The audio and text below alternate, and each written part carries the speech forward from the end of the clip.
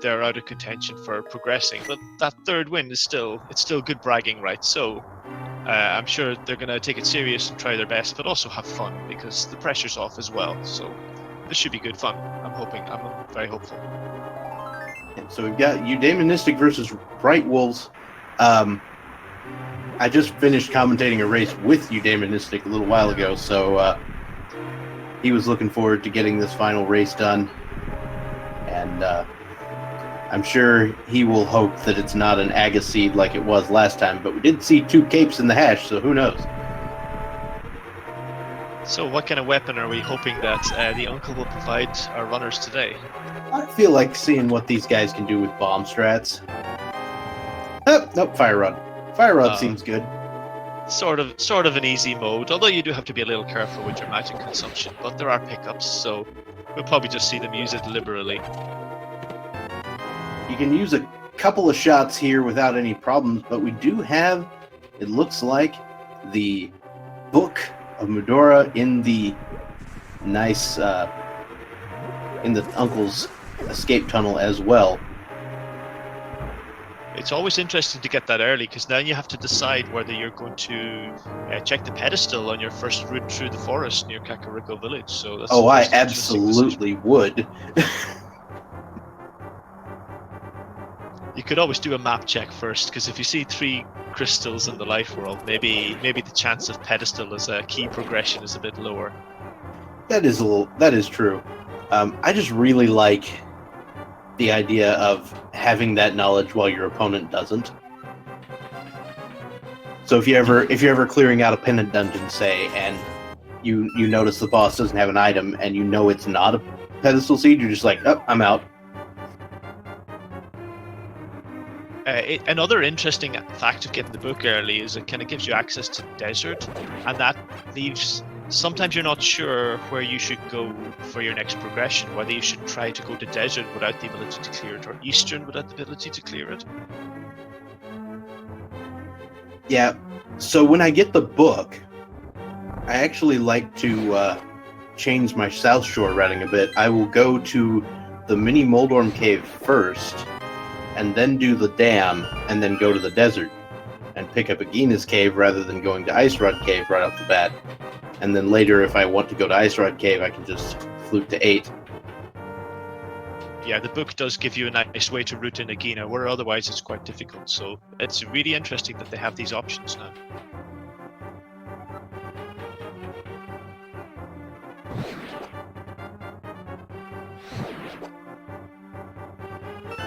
Ball and Chain Guard can be quite a difficult boss in the vanilla game, but when you have the Fire Rod, not so much.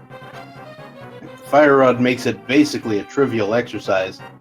brightwolfz is deciding to conserve the magic a bit, using the pot strats instead of the one-shot fireball. Oh, I missed it, but I see that you guys picked up a bomb, and brightwolfz hasn't, so hopefully brightwolf gets his bomb as well, otherwise he might be at a bit of a disadvantage. Yeah, I believe he may have picked up a bomb off of the green guard next to the ball and chain guard. So if brightwolfz can take the time to throw a few pots at some guards on the way down or on the way out, maybe he'll get one as well. My worst nightmare is not having a bomb for the back of escape and then waiting until a glove, and the glove is never available because it's in the back of escape. Yeah, that is basically the worst.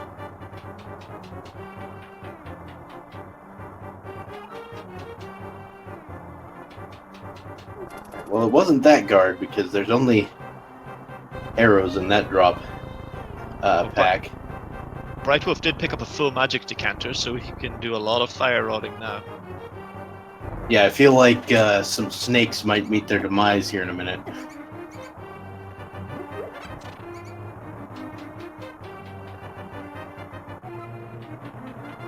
Udai is a little bit low, but there are a couple of pots of magic in the sewers he can pick up if he so chooses to.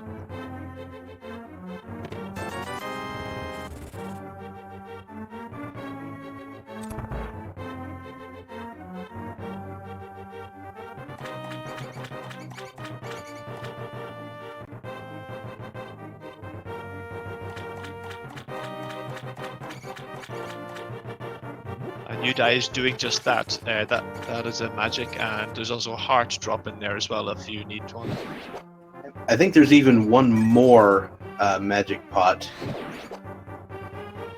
2 magic pots and a heart pot, yeah, in that room Udai just came out of.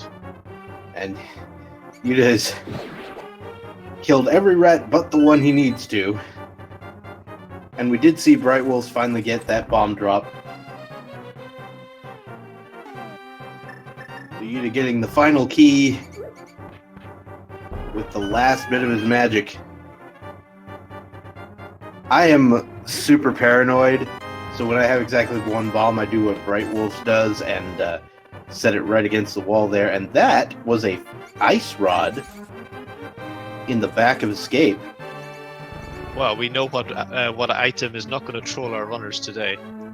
We also know that Turtle Rock is almost certainly a pendant.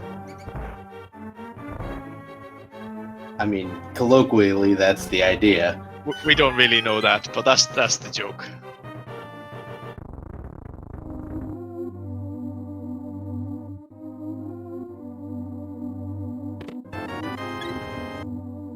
And we have a heart in the sanctuary chest. We don't know if it's Sank Heart. Yeah, unfortunately, I don't think we can tell. Possible vanilla Sank Heart, but we're not sure.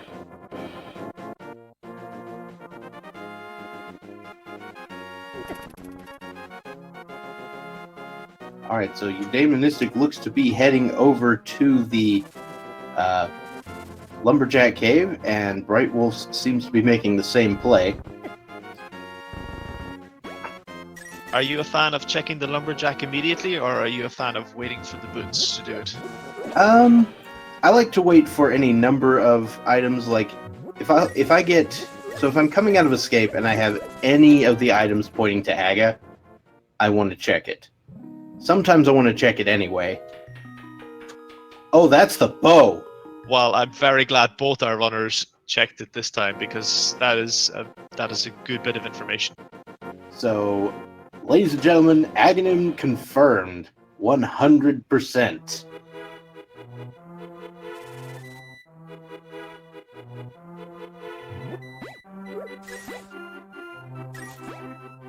We'll see if any of our runners attempt that ped check first thing here. Yuda has no interest in doing so.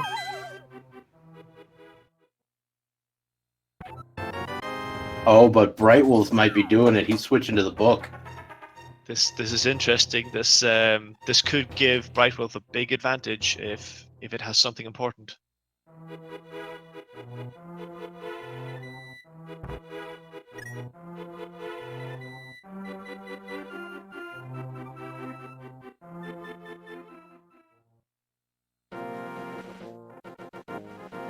Personally, I'm a fan of not checking the pedestal. I just feel it takes too much time, and the chance of a pedestal is actually quite low. But I realize I'm taking a big chance, so I would be doing what Udai is doing. Womp. So nothing for brightwolfz there, but at least brightwolfz knows for certain that the pedestal is not required. Can skip out on those pendant bosses. That's also useful information, though, so maybe not. It's not really time wasted.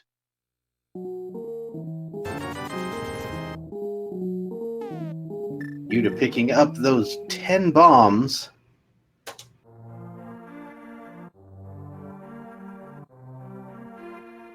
And we'll get to see what is in the tavern.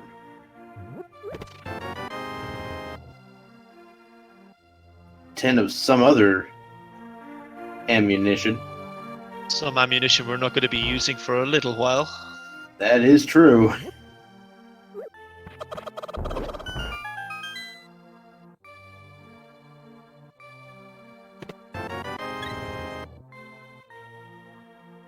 And we've got another heart container inside the chicken hut.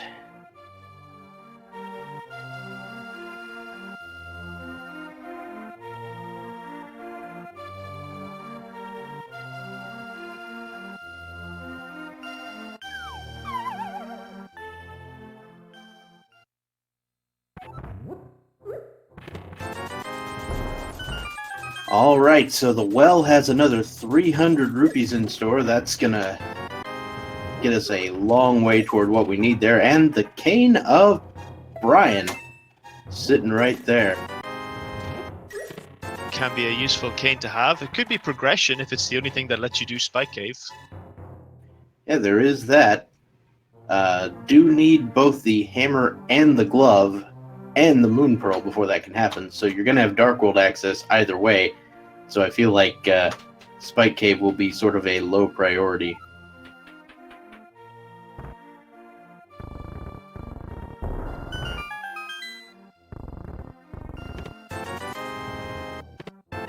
Alright, big 20, a heart container, a shovel, and 50 rupees. So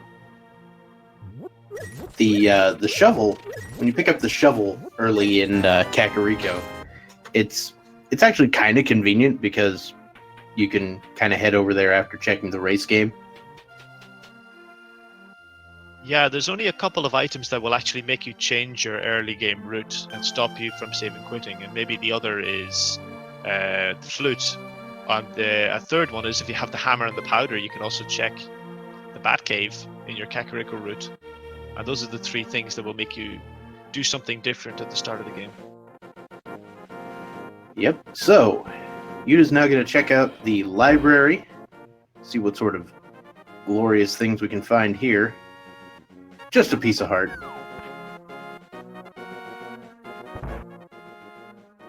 Probably not glorious enough for them to come back to it. I see Udai is doing the race game blind, which I'm a fan of. I like this type of mini gamble. So I like it if I'm going to go ahead and save and quit afterward. But with the shovel, I'm not going to. So I don't know. But it's the boots, so it pays off shows this what time. I know. Nice. You can go get that piece of heart now? How about no? Probably has forgotten already what's in the library. He's checked it off as irrelevant.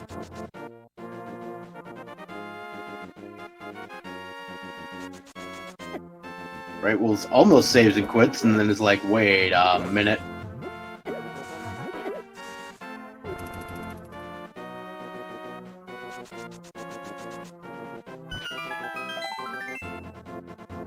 Just another piece of heart in the dig spot.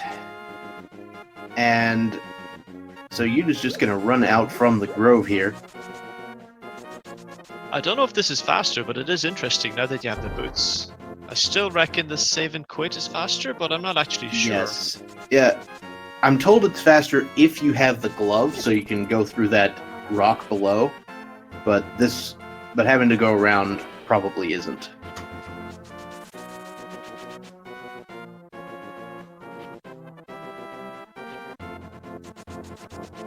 So Brightwolf saved and quits to Sanctuary, and I wonder does that mean he's going to go and check Bonk Rocks immediately?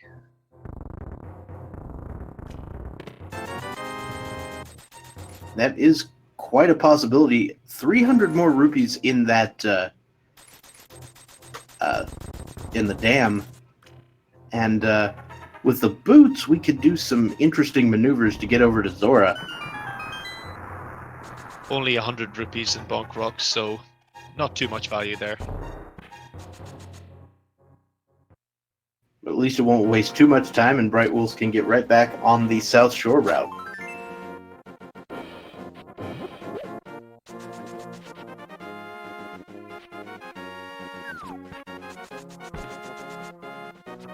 Yeah, the boots are definitely going to be required this run 100%. Mainly because you got to have it to get the silly bow.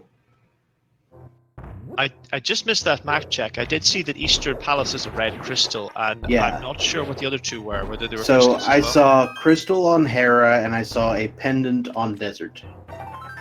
And it was not the green pendant, and it was not a red crystal on Hera. So there's the cape and the glove, and a heart container inside Mini Moldworm Cave. So plenty to handle there.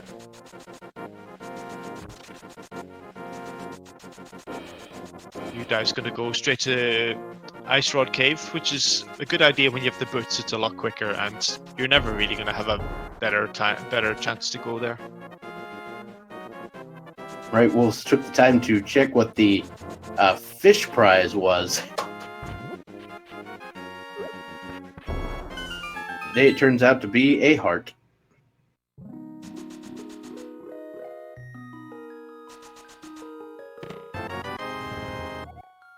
We've got bees! But maybe more importantly, we've got a bottle, because now they can check the sick kid. Very true. I don't know what I'm saying. Nothing is more important than bees. I apologize.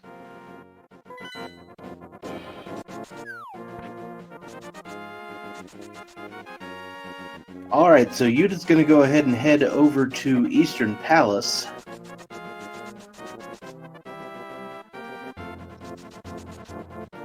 Interesting making this play knowing that you're not going to find the bow here, so it's definitely going to be a double dip. Yeah, I mean, you might, peace out after Sahasrara, depending on what you find here in the back. That is the last bomb for Yuta, and Pod turns out to be the green pendant today.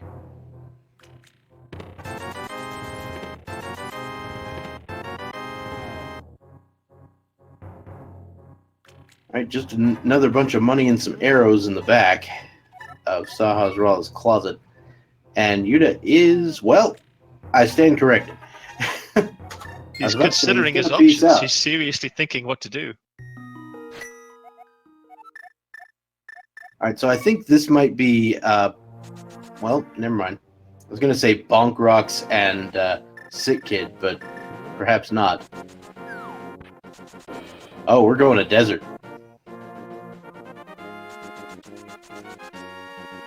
Oh, he's not sure. Is he? He's going to get bombs. That's a good idea. Okay.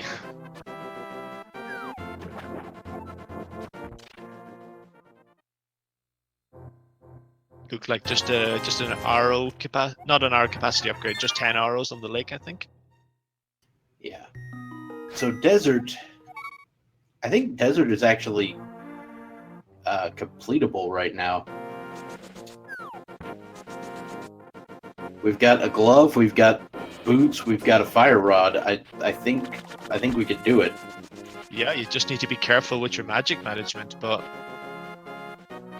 yeah, it's definitely completable. Hashtag bomb strats on Lanmo.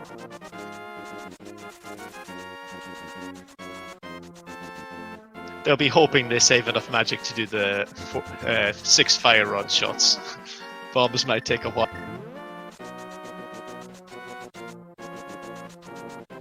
Oh, hello! There's a mirror on the ledge. Yeah, and they can pick that up right away. So that's a really good find.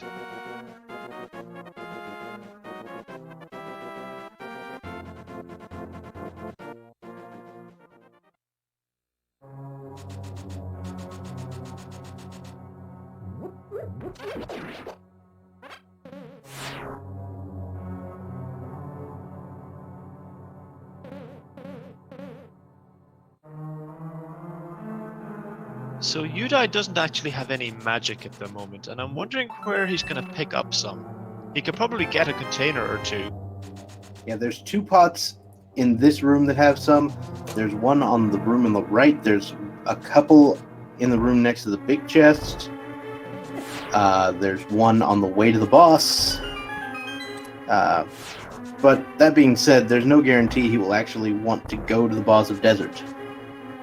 That's true. If he finds both items beforehand, he might just skip out on the boss. Especially without a backup weapon that isn't bombs.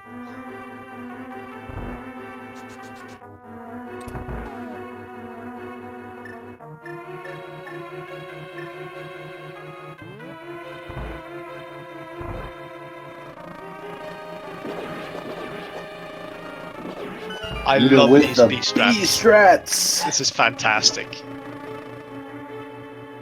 I mean, it's basically the best idea for that room right there.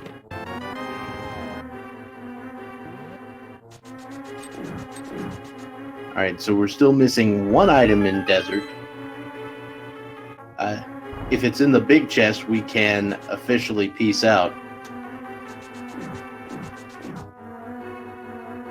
But make sure they peace out via the mirror on the ledge. And don't make the mistake of saving Correct. it, which I have done before. And I think after grabbing the mirror, you go and check Agina's cave while you're here.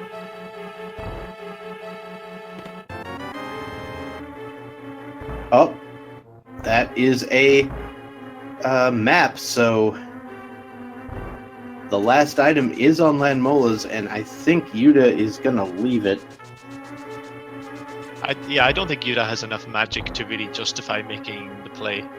But we have seen seeds before where progression has been on Landmo with very little by way of equipment to beat Landmo, and they have been great fun. So if there's any trolls in chat that are hoping for punishment, that's what you're hoping for. It's like, I think Yuda's going to try to go for it, and then he's deciding, wait, no.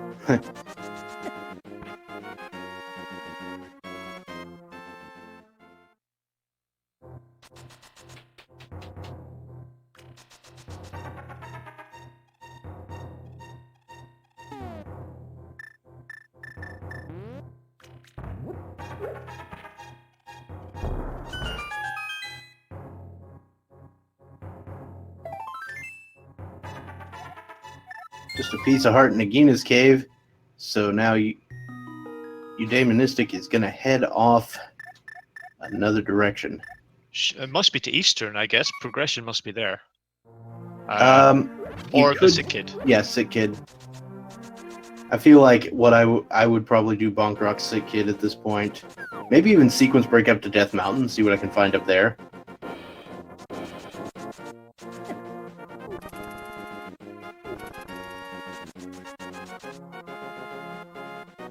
Just because I feel like a sword might be likely available somewhere. Yeah, you can get all the way up to and into Hera, but you won't be able to beat Hera without a sword or a hammer. But still, yeah, you could definitely find progression there. Looks like Yuda might actually be going to Zora the long way.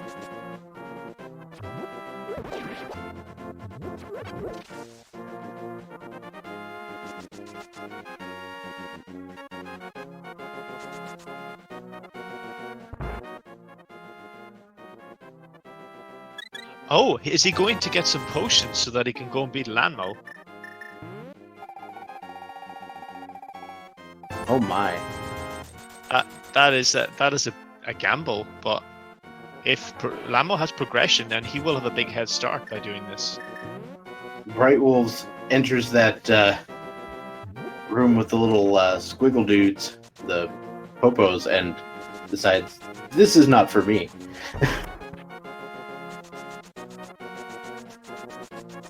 Yes, Landmo is an item. Yes, Aghanim is required. The bow is on the lumberjack ledge. And both runners have checked it, so they both know this information. We got a +5 arrow upgrade on the Zora ledge, so not required at the moment.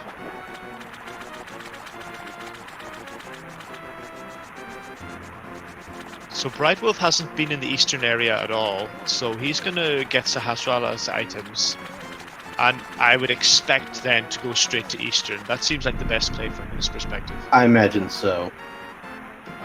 Alright, so Zora, completely in logic, what do you have? It's the flute! Wow, that's a great find, because that makes world movement a lot faster now.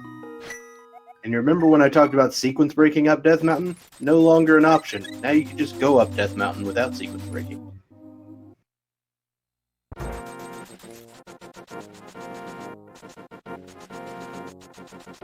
So now Yudai can activate his flute and check the Sick Kid at the same time.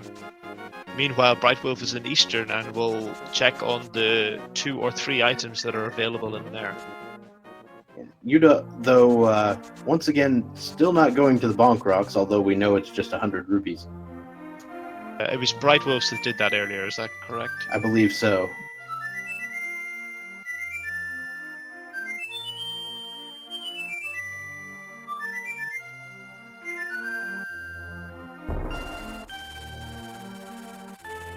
So the good old-fashioned swag duck now live and in charge.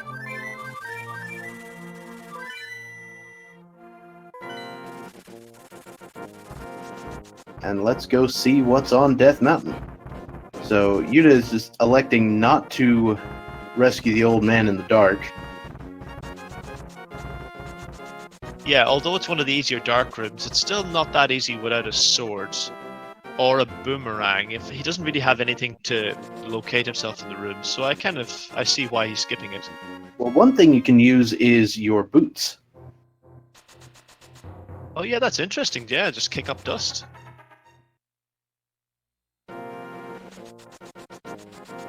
But we've still got the Tower of Hera up here that is full of stuff, or at least a couple things.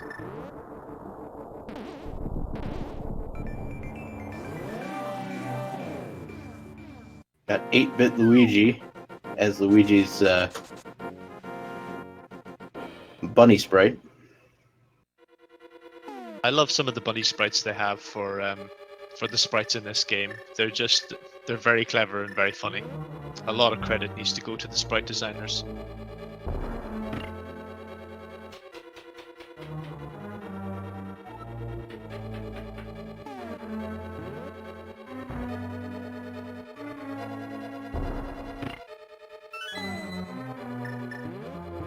So brightwolfz hasn't found anything in Eastern, so progression is not there. So I think Udai must be on the right tracks then.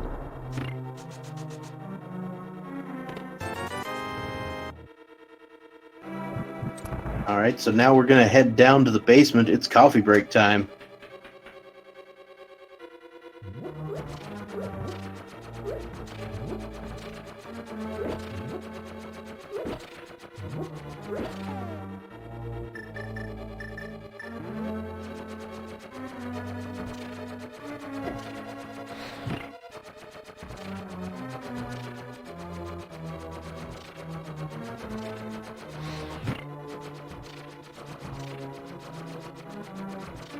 Udai doesn't quite make it to the pegs for the fire rod hit, so he's probably just going to dodge around the tiles and wait for the next room.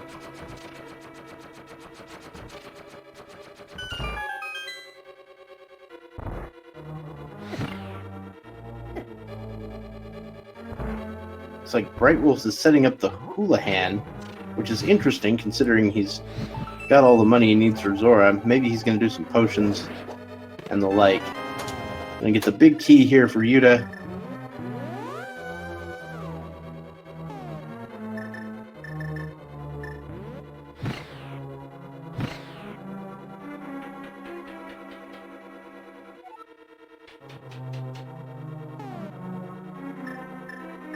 It's such an interesting situation going into Tower of Hera without the sword or hammer, because your muscle memory for even how to hit the switches is messed up. You have to think of what random item to use. Yeah, and this particular room without a sword or reusable weapon is kind of annoying. Yeah, if you've nothing at all, you just pick up the 2 pots and use them to kill 2 jellies, and then you jump down and come straight back up, and the pots will respawn.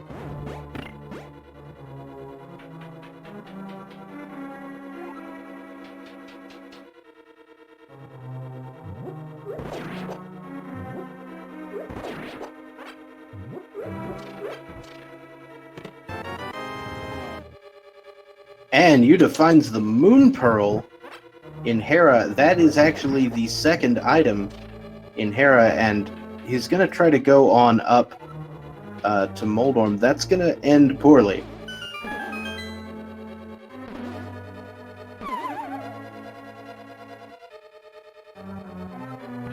Unless he's discounted the items and he's going for the big chest. Oh, okay. Yeah, he must have forgot about the big 20 he got, because you can't beat Moldorm without a sword or a hammer. You can't do it. So I think I know exactly why he did that, because the big 20 was in the room downstairs where you look at but you don't actually pick up. So he would have looked in his menu and saw he was missing both the map and compass. No, the big Oh, no, 20 that was doesn't in make the sense. chest. Yeah, that doesn't make sense anyway. So Moldorm has the compass here. Brightwolf's gonna pick up the flute. And Yuda is out. Yeah, you absolutely cannot beat Moldorm without the hammer or a sword.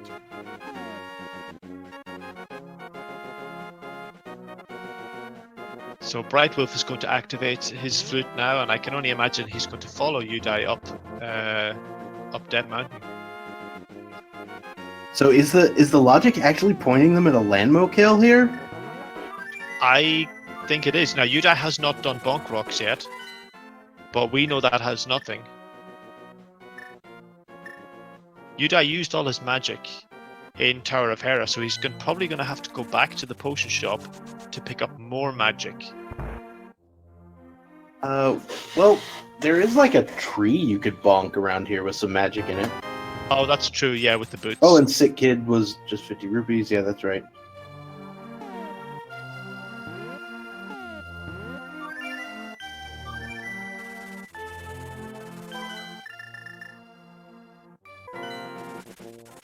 So the Moon Pearl we did find in Hera. So you could go for the sequence break to the waterfall cave and things like that. Yeah, if the hammer or the gloves or something was in the waterfall, that could help you out a lot. Agita's cave has been checked, and it was not important.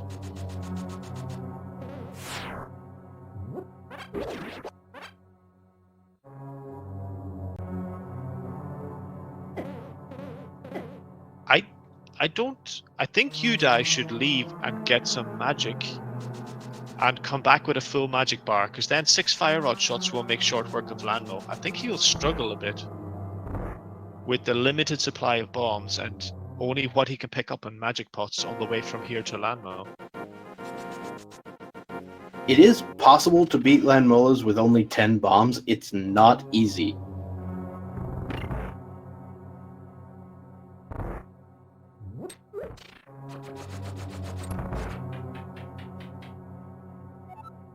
And even then, you still have to get through this next room.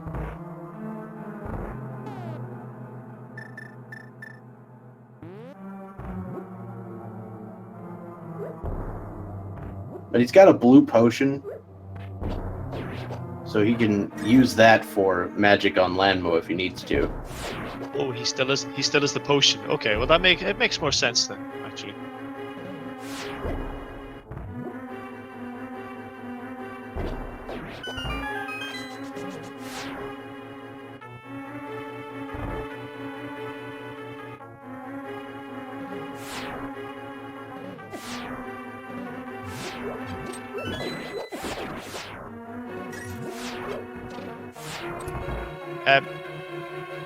Okay, so he has enough for 1 fire rod shot now, and there's a green pot in the next room, and he needs both of those fire shots to light the torches, so he has just enough at the moment before he uses his blue potion.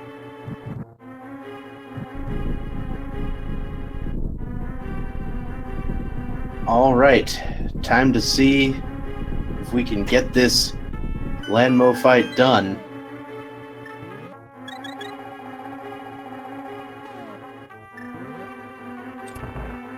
You got 8 shots, and you got to make 6 of them connect.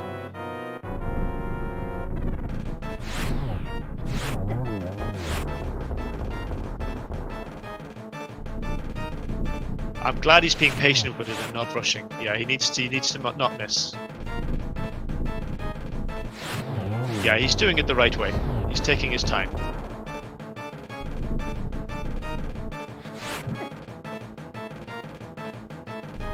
He's got 1 shot left. Come on, Udai. You got this. Nailed it. And it's the hammer.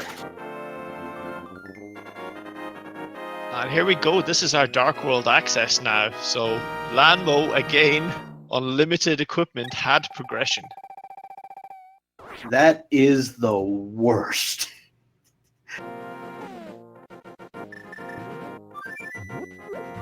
Alright, so brightwolfz is about to find out that the bombs don't actually hurt the beetles here. Bombs just stun the beetles, unfortunately. He needs to jump down the hole and then come straight back up, and the pots will respawn. Brian will get the job done as well. Or that.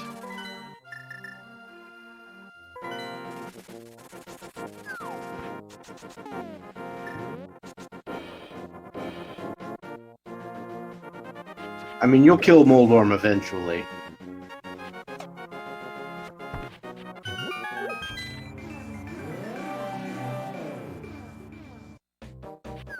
Yes, the pedestal has been checked. It's just couch cash. Unfortunately, there's no pedestal seed today. We do, however, still have a forced aghanim because the bow was on the lumberjack.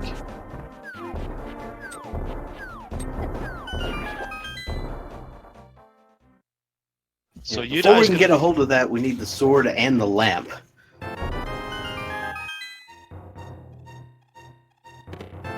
So Udai is starting in quote-unquote hype cave. And it doesn't have very much today. Those quotes are well deserved.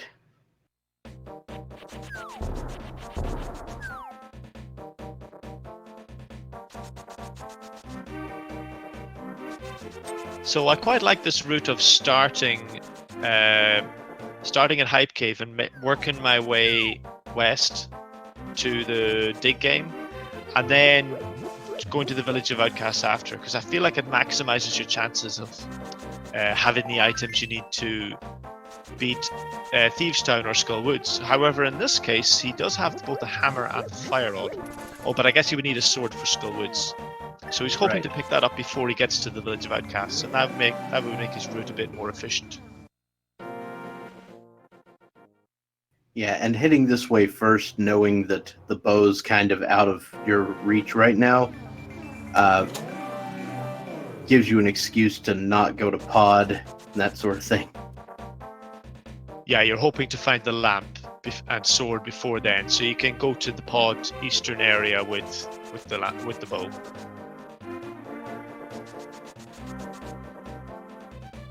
Yeah, so the dig spot has already been checked.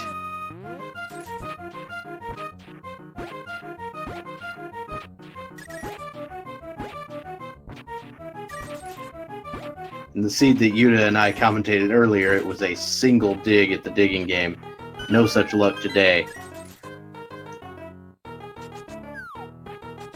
Looks like 16 for a heart piece. Did that single dig drop anything good? No, it's a big 20. Oh, that's no fun. I'd love to see a single dig to give you the bow or the mirror or something amazing. Or even the shovel. That's basically the best. So Yudai's going to use the portal here to go into the Village of Outcasts. So he may choose to go to Skull Woods immediately. He can't complete it, but he can get everything in Skull Woods except Motula himself, because he can't get there without a sword to cut the vines.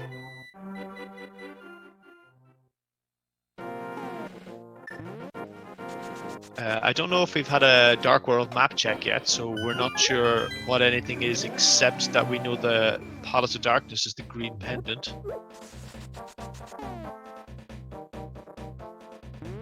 Brightwolf is in the Lambo fight, but he's now out of magic, and I don't know whether he has a pot. Oh, he does. Okay, that's fine. Everything is okay, and he should finish off this fight real soon.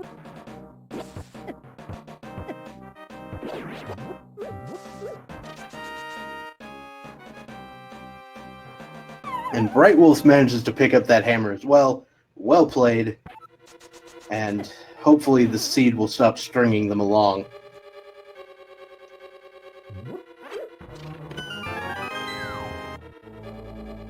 There's the big key of Skull Woods.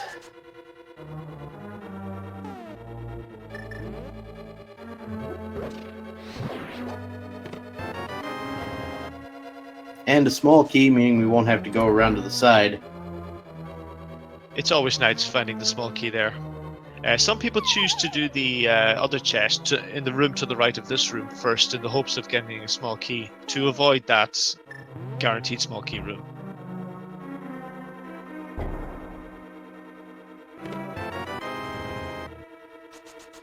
You die. We've got a bug net. That's required for Aga, right? Now that he has the bug net, he's got to use that. I'll be very disappointed if he doesn't.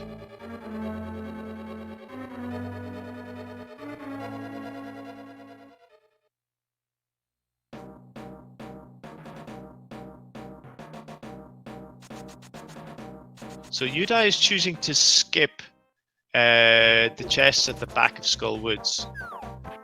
Now, that could be fine. Maybe he feels like he has better places to be. No! Oof! Oh, that is very unfortunate. Because he's going all the way back to the pyramid now. So brightwolfz, interestingly enough, actually going to go back up to Hera and finish it, and also head over to East Death Mountain.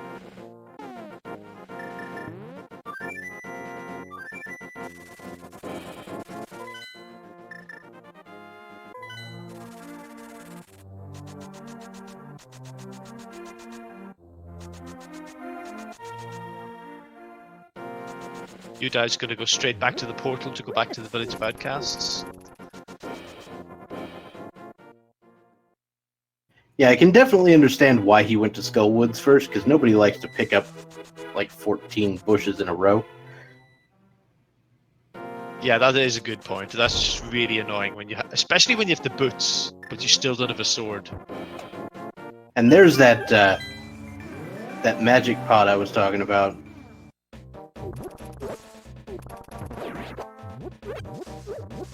I actually don't know how many bushes this is.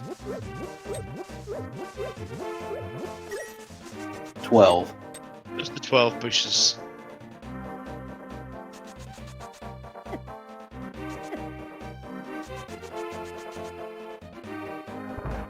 So Brightwolf is going into the Moldorm fight armed with just a hammer, but a hammer is a pretty good weapon against Moldorm because it's just 3 hits, and you get to avoid the fast, dangerous phase at the end.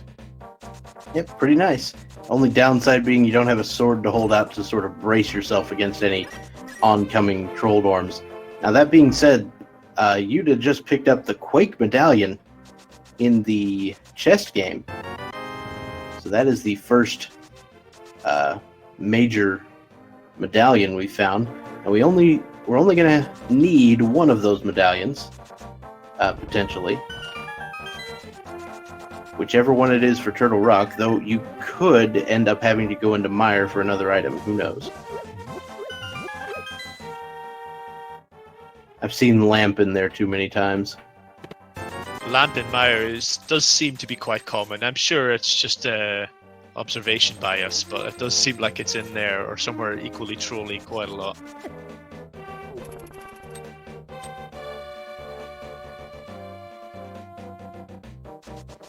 They can, of course, choose to ignore the lamp if they were to find a sword and try to do Aghanim Dark. It's difficult, but it is manageable with the fire rod. Right. In the rooms where there are pits to fall in, there are at least things to light. Because if the lamp is somewhere really obnoxious, then you might just save yourself time by going straight to Aghanim, picking up your bow, and then clearing Pod and Eastern. Like the lamp could be in Palace of Darkness, and you'll save yourself double dipping Palace of Darkness if you go pick up the bow first. So this could be the seed where Dark Aga is a good play. It saves you time. Well, there's the Bombos medallion for Yuda. We just saw Brightwolf pick up the Titan's mitts. What?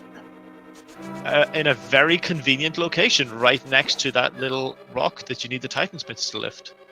So now he can do at least some of Dark East Death Mountain.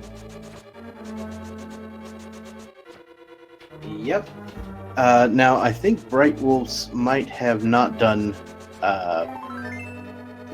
Paradox Cave proper yet. I think that was on the way down, so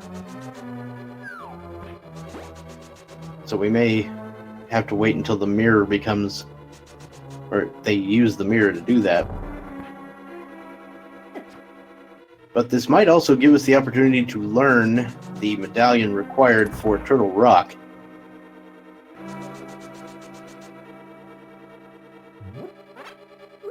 So we've got just the blue mail and a big 20 in Super Money Cave. We can also check the first chest in Hookshot Cave. Without the hookshot, we can use the boots to bonk over. I do love those good old-fashioned hookshot in Hookshot Cave seeds. It seems like an appropriate place. I mean, if it's got that name, that's where it belongs, really. Just a big 20 though today. Did you see what was on the floating island earlier? No, I missed that. I don't know if anyone in chat saw it. They can let us know.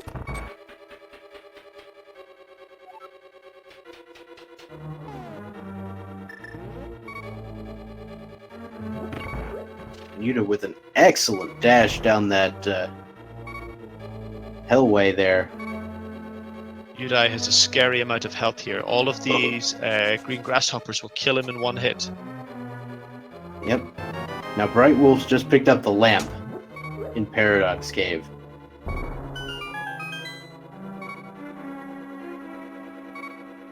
So will we see our first sword over here? I think there's going to be a sword in here. My money's on a sword.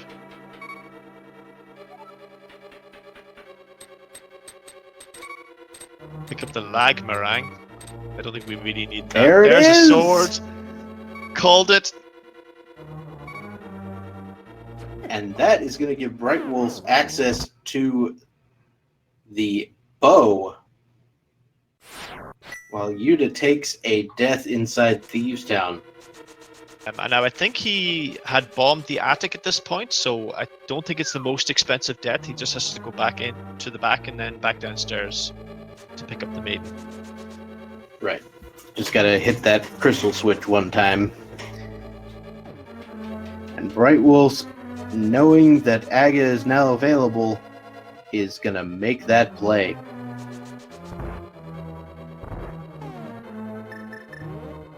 That is not the way to Aga. There you go.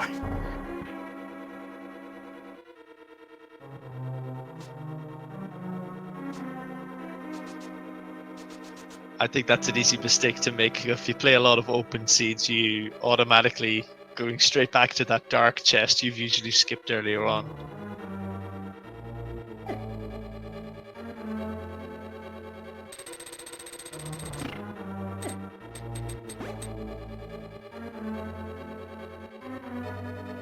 So it will be interesting to see what brightwolfz does after he picks up the bow. Is he going to go straight to the pod in eastern area, or is he going to go to the village of outcasts? I mean, the pod play does seem kind of reasonable. It's reasonable except for the fact that pod is a pendant, and for all we know, all the progression could be in the village of outcasts, and he could be wasting his time going into pod. True. I don't think brightwolfz checked what the medallion was for Turtle Rock, which is unfortunate. Oh, that's a good point. Yeah, just Udai did. I'm reasonably certain he didn't check either. Like, we don't know. No, pod is the green pendant, and I think Udai talked to Sahasrahla to find that out. Right, but I'm talking about Turtle Rock medallion. Oh, sorry. Yeah. Like, brightwolfz was up there, could have figured it out, but hasn't checked. And basically the only thing that Yuda has found that counts as progression are these medallions.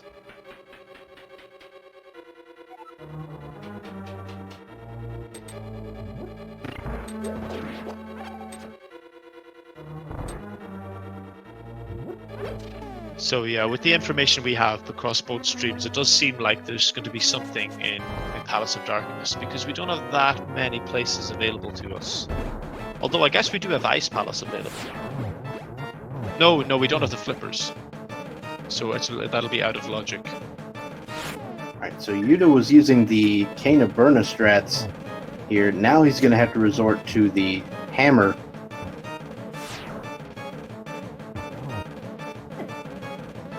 I mean, to me, it feels like it'd be a little easier to do the hammer strats early and then the Brian strats late. He's very low on magic. I don't know if he's going to have enough.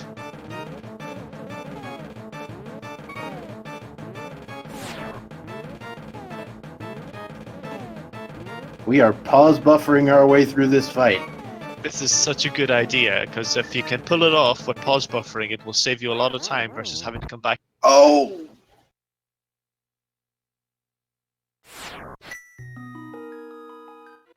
That was always going to be difficult.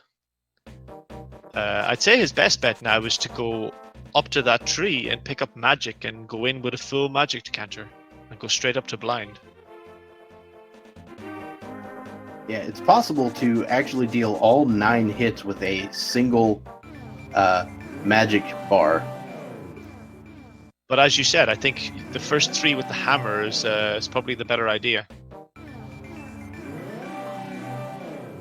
And Yuri gets slightly mirror bonked, which is annoying, I'm sure. That's so unfair. There was only a tiny bit of Luigi on that hedge, but it's enough. Alright, so Brightwolfz now taking on Aga 1. How many blue balls are we going to have? I'm going to go for... Oh, well, I was going to say 0, and then 1 came, so I can't say 0 anymore. At least 1.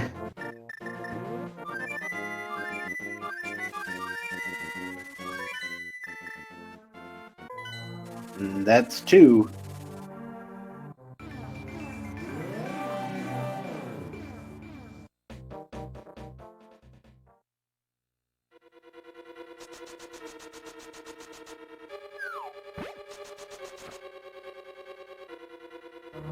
And 3.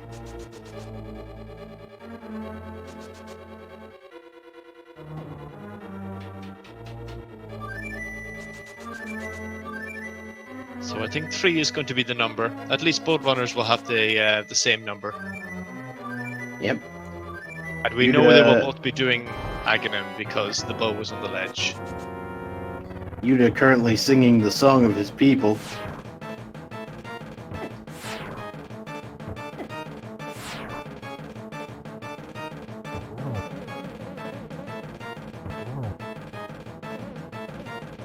Alright, so there's the first phase with the hammer. When you have the hammer, it's actually quite a lot easier when blind is at the bottom. Especially because in the refight, blind actually starts higher up in the room than he does in the first fight, and it's hard to get above him. And we'll be switching to emergency Brian strats now. This should be well done. Just a heart container, but that takes care of Thieves Town. And that is actually, it is Yuda's first crystal. It's the second crystal collected this match. And Brightwolfz is about to go pick up that bow.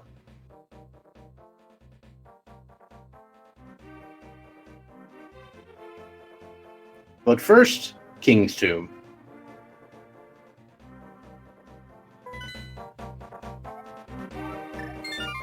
Oh, he had the red boomerang selected. I thought he was going to make the thing fly off into space. I only saw that for the first time yesterday, I think, wasn't it? And it was weird. I think that was just discovered yesterday. Yeah, it's another application of like that spooky action thing.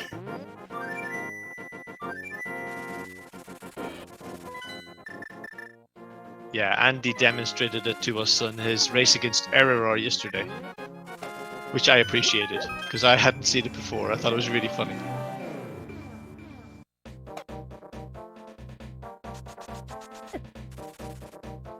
So eudaimonistic is going to go straight to pod, but without the bow.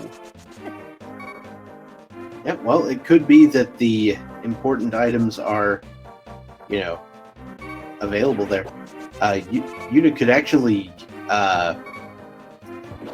hit up the, use the bow glitch or the bottle glitch to, get everything in here and try to save him a second trip. Well, he can't beat Helmasaur. Oh, but I guess he's counting on Helmasaur might not be. Maybe it's not required because it's the green Right. bandit.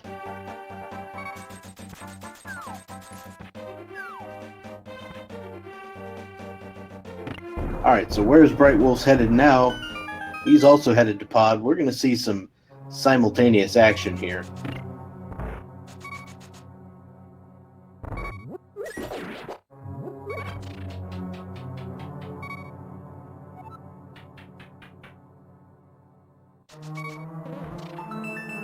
Yeah.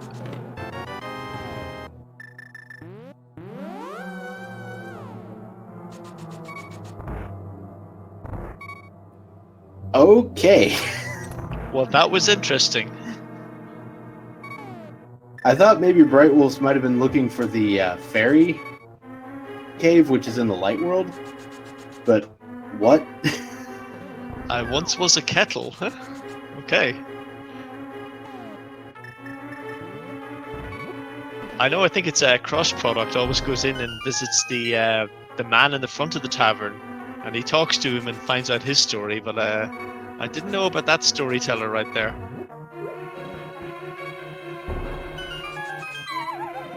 Alright, so it looks like Yuta picked up the big key in the arena ledge chest. There's another small key here.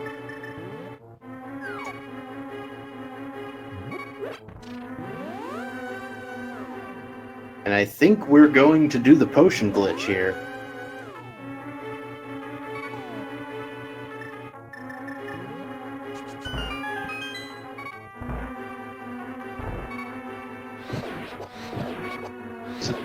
This is another relatively new trick that was discovered.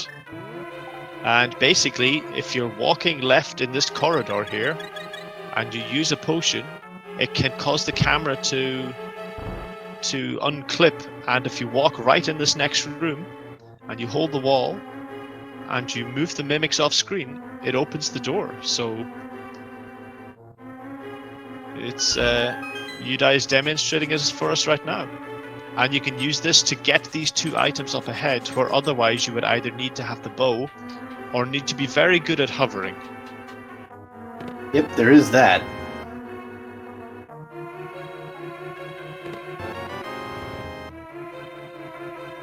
Whereas Brightwolfz is just going to go through here the old-fashioned way. Now, it could be now that there is something in the big key chest. We've found 4 keys in the front and the big key.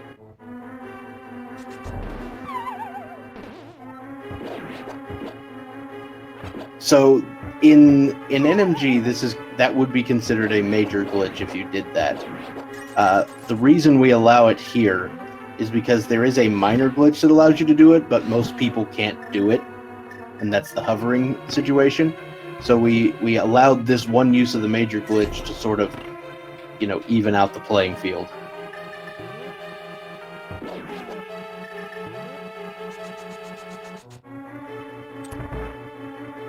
Yeah, I guess the NMG community didn't really need to worry too much about it because it doesn't have any use in the NMG route.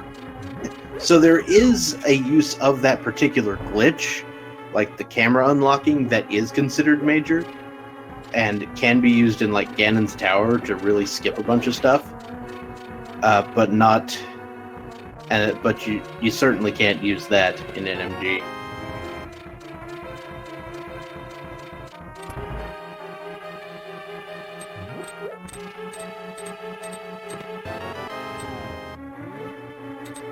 So we only found the map in the Harmless Hellway, so we're going to head downstairs to the 2 dark rooms, and then we're going to go to the dark maze, and if we have progression in Pod, that's where it's going to be. So it just turns out there is another small key in that big key chest, so we know we will not find any small keys here in the dark. We will find flippers, however. And a the hook shot. shot. What in the actual what?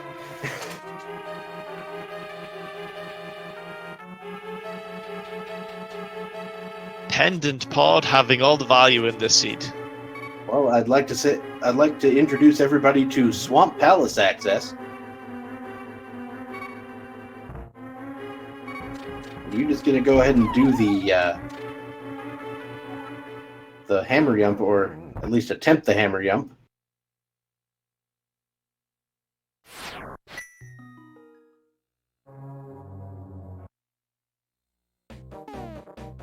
He's deciding to skip on the dark maze now and just go straight to using his flippers and hookshot, I guess. He is going to go ahead and look in Eastern, which he has not done yet.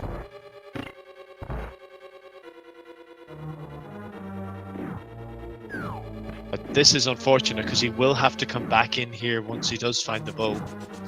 Udai is struggling a little bit for a lack of a sword, which we know is just sitting there in Paradox Cave, so hopefully he makes the play up there soon.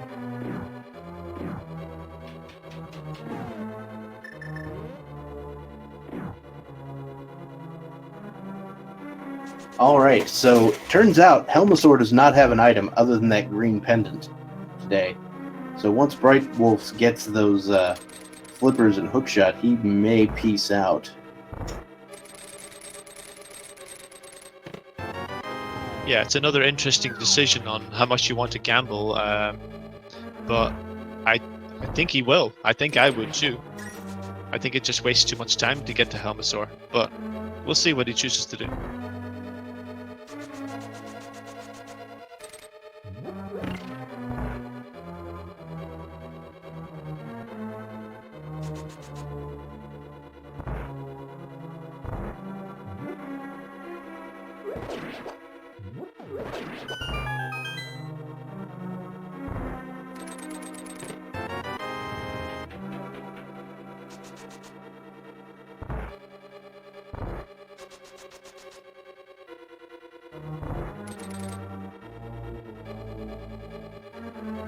Well, it looks like Brightwolf might be continuing then.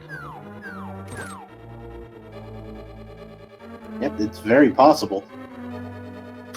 Which is an interesting play. However, it's also not a terrible one, considering we can finish up Eastern and then go ahead and just turn in the pendant while we're here. Yeah, if that's it turns true. out to be like the cane, then we're in business. Yeah, if there's an item on the green pendant, then Brightwolf will have a big advantage. And if there isn't an item in the green pendant, then he's cost himself a little bit of time versus Udai. So it's possible. It's probably a good move to make.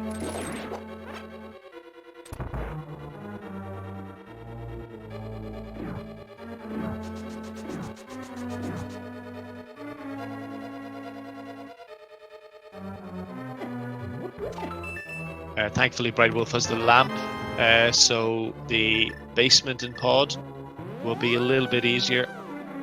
The turtle room is one of the more difficult rooms to do in the dark. It's not so bad if you have the fire rod, but it's still not exactly easy. But with the lamp, neither of these problems are going to have much trouble.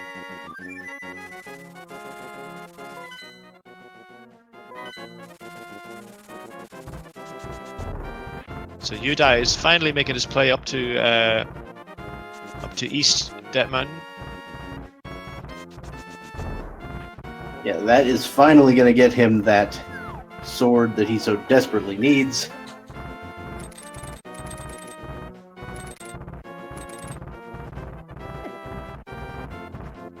And he'll be able to go the slightly quicker way because he has the hookshot. He doesn't have to go via the Hera area.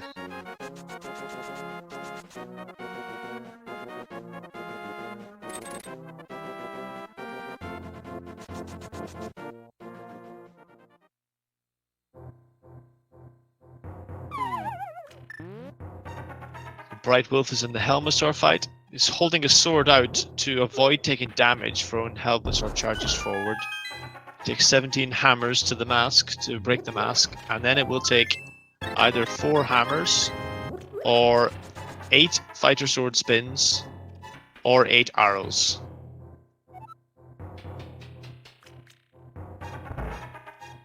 Brightwolfz escapes with his life.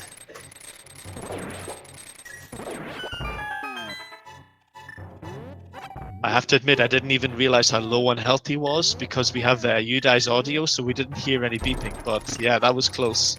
But he does well. And I can only imagine he's going to immediately turn in the green pendant. Perhaps after beating Eastern. Oh, yeah, yes, of course. Yeah. Meanwhile, Udai does some rage slashing now that he has something to use to do some rage slashing. Now, I expect Yuda to go ahead and show us the Turtle Rock medallion here, as well as potentially checking the rest of Hookshot Cave.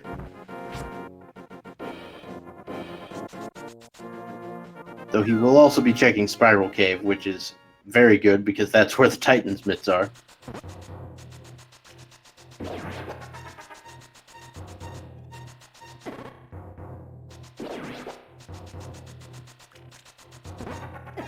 I don't believe Brightwolfz checked Spike Cave when he was up here. Is that correct?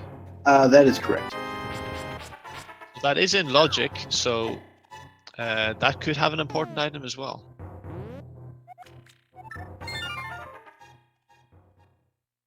Yuda, what are you doing? Udai, You're killing me. But he's got the Titan's mitts, so maybe we'll be seeing some Aga play now. Titan's mitts has nothing to do with that, but you know what I mean.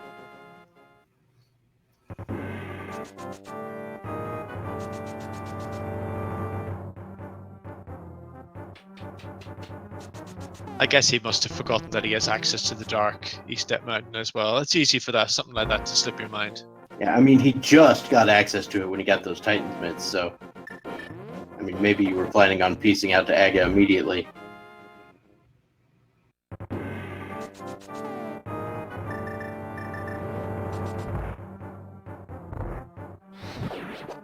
Turns out Brightwolfz did not even do any of the dark rooms in Eastern the first time, so went to check that that other chest, got a second bottle.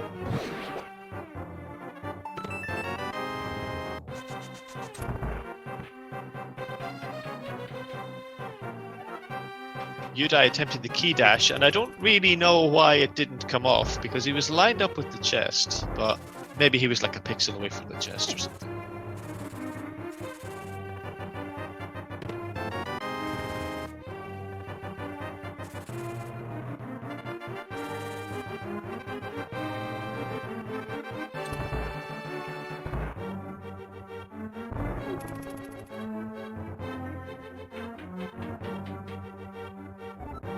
Alrighty. So Brightwolfz is now going to deal with this particular boss here at Armos. We'll see what drops. I think it's probably a dungeon item at this point, but don't hold me to it. I think so, but he's going to get his crystal anyway, so...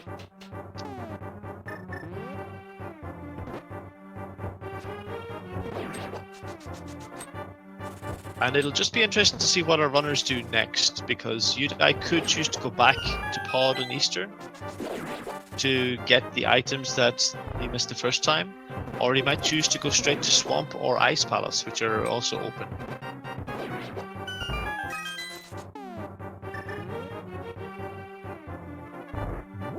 Oh, it's a Master Sword! Color me surprised.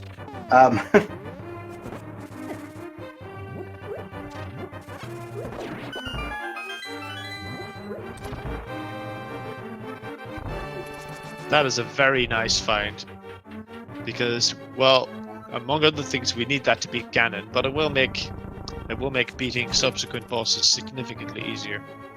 So Brightwolfz is just going to flute away without turning in the green pendant. Oh, he's actually just going back to 5. So there's a trick you can use there. If you drop a bomb and pick it up over your head and walk through the portal, you will not go through the portal.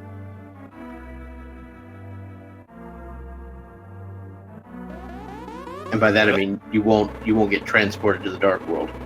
Yeah, it's a cool little trick. It also works with the Cane of Samaria. Probably picking up anything will do that.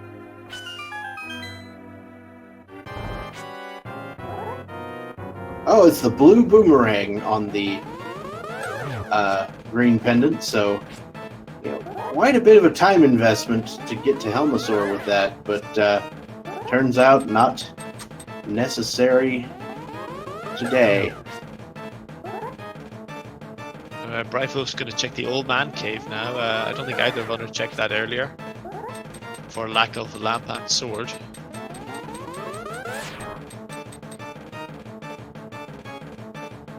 Yes, it is the best meringue, but unfortunately it's probably not quite worth the time it takes to get all the way to Helmasaur. I object. I believe the best meringue is lemon meringue. I find it hard to argue with you, it is pretty good.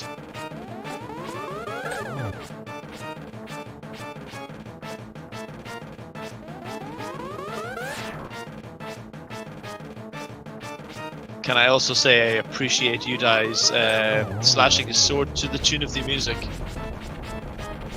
It's the little things in Link to the Past that make me happy. Yep, pretty great. Alright, so Yuda can now access that bow if he so desires. I feel like we might be getting a catfish check.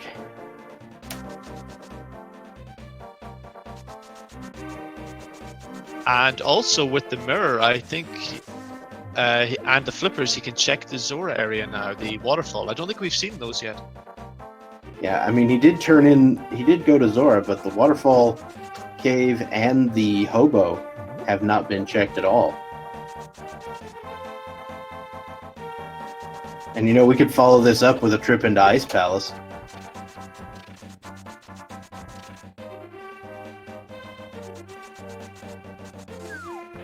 Ice Palace is a scary place to go with only the fighter sword.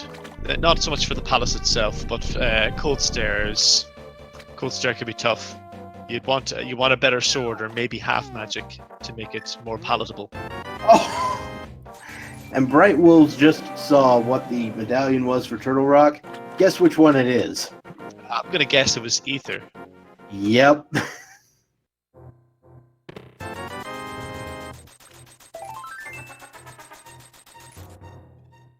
Oh, and there it is. In Hookshot Cave. Well, isn't that convenient?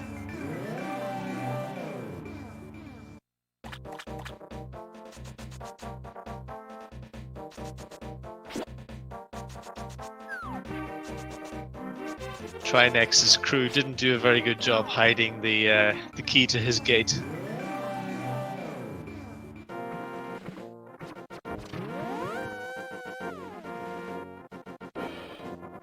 So I think Brightwolf is going to follow Udai up to Catfish and probably the Zora area after. And Udai is going to check Hobo to see what he has for us today.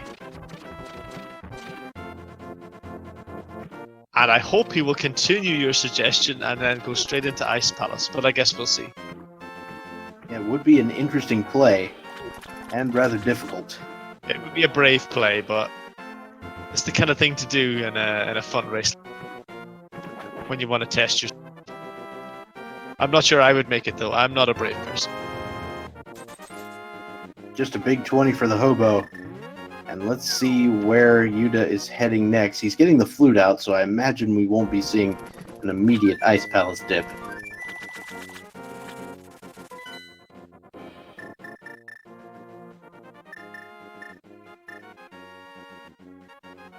He's considering his options.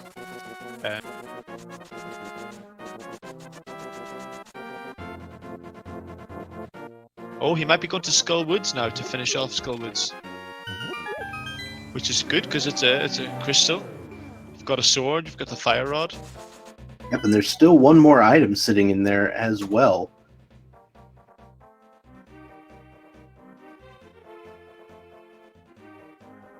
Although Mothula isn't exactly the easiest fight with just a fighter sword either. That is true.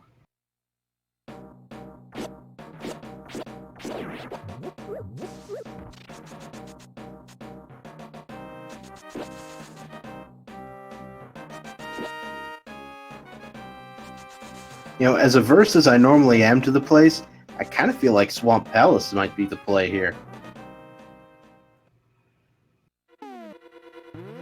Yeah, I mean, it's a bit of a classic case between choosing between Swamp and Ice, because they both became open at around the same time. They both have items, they're both crystals. I don't know, maybe it's just preference. Pick whichever dungeon you like doing more.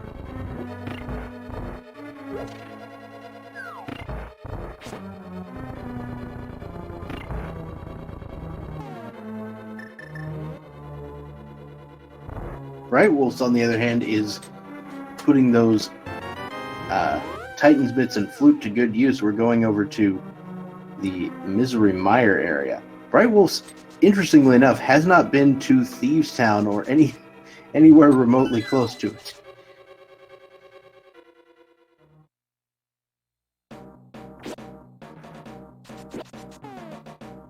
And it turns out both of our required medallions are Ether.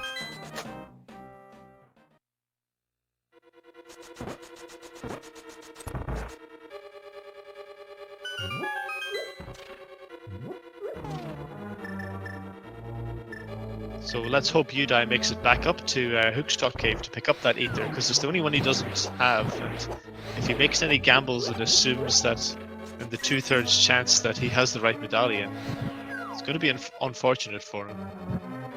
Yeah, he may have commentated a race very recently where someone did exactly that, and it cost them the race. Hopefully that helps him avoid the mistake in this race then.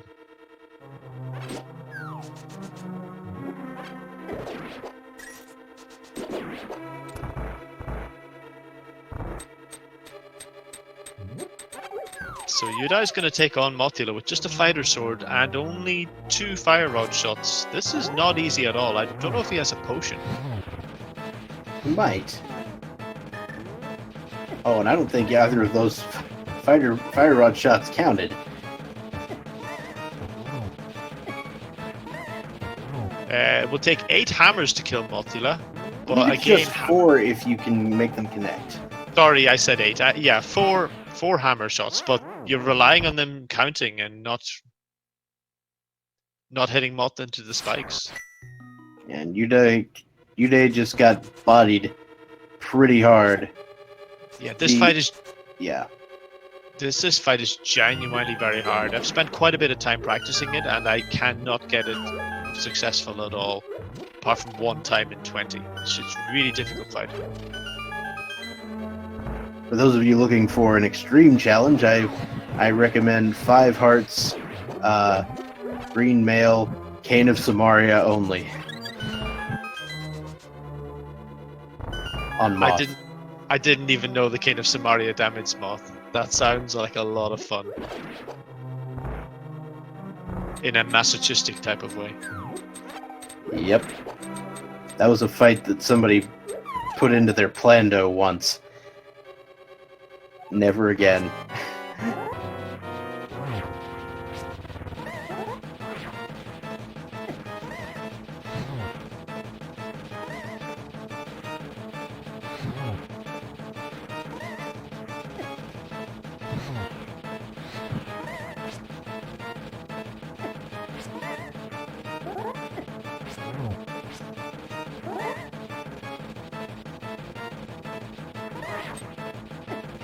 This fight is pretty tough.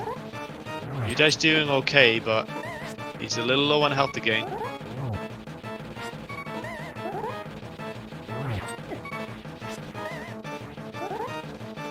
See, I like the sword charge stretch because it sort of generates a little bit of lag, gives you a little more time to respond. It's kind of like pause buffering, except without the pausing. And he nails it! That's fantastic. Well done, Udai. That's a great fight. And he gets a shield for his trouble. not exactly great value, but he's gotten the crystal and he doesn't have to come back and see Moth again. So that's really well done. I'm not saying I'd be insulted by the shield, but I might be.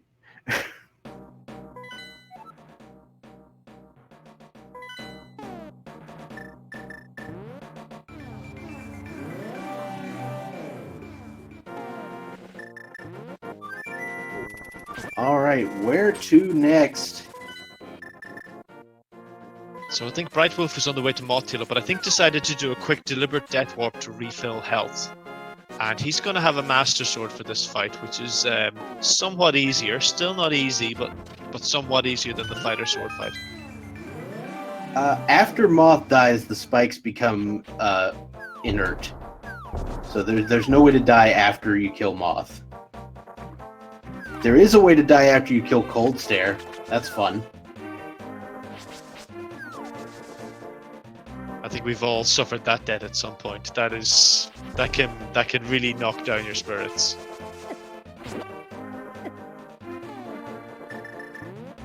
Now, brightwolfz is going to come into the Moth fight, and it's going to be significantly easier with the Master Sword and Blue Mail situation.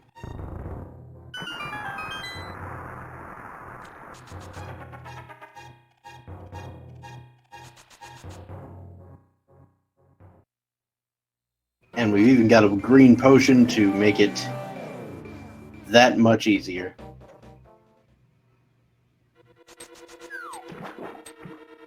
So with the blue mail, the spikes still do 1 damage, but Mothula and the moth beams also just do 1 heart of damage.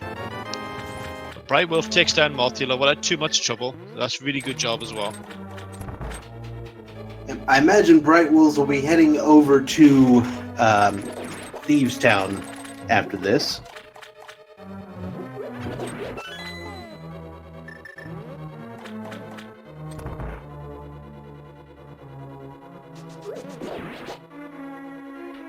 Whereas Yuda is making the play into Swamp Palace.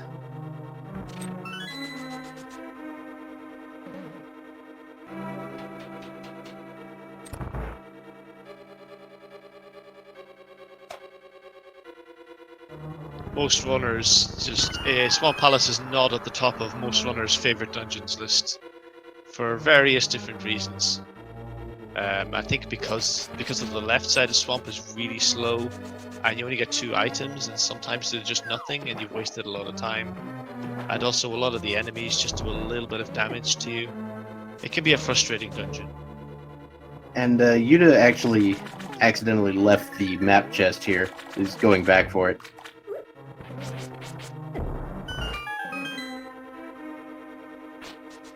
Yeah, this can be very easy to do, especially if you've played some NMG, because you automatically skip that chest in NMG. You just dash straight down. So that could be a bit of a muscle memory right there.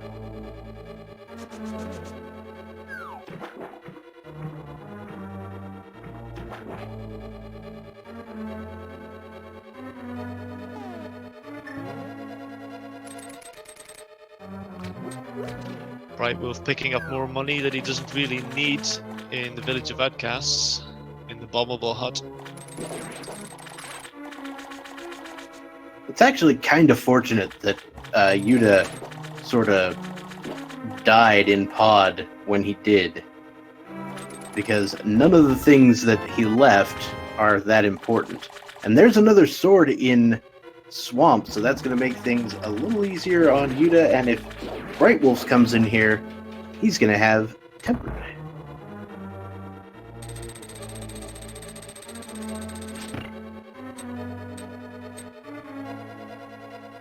So I'm trying to remember where the sword was that Yudai missed. He got the one in Paradox Cave. It's on Armos. He's going to get it. On Armos, okay.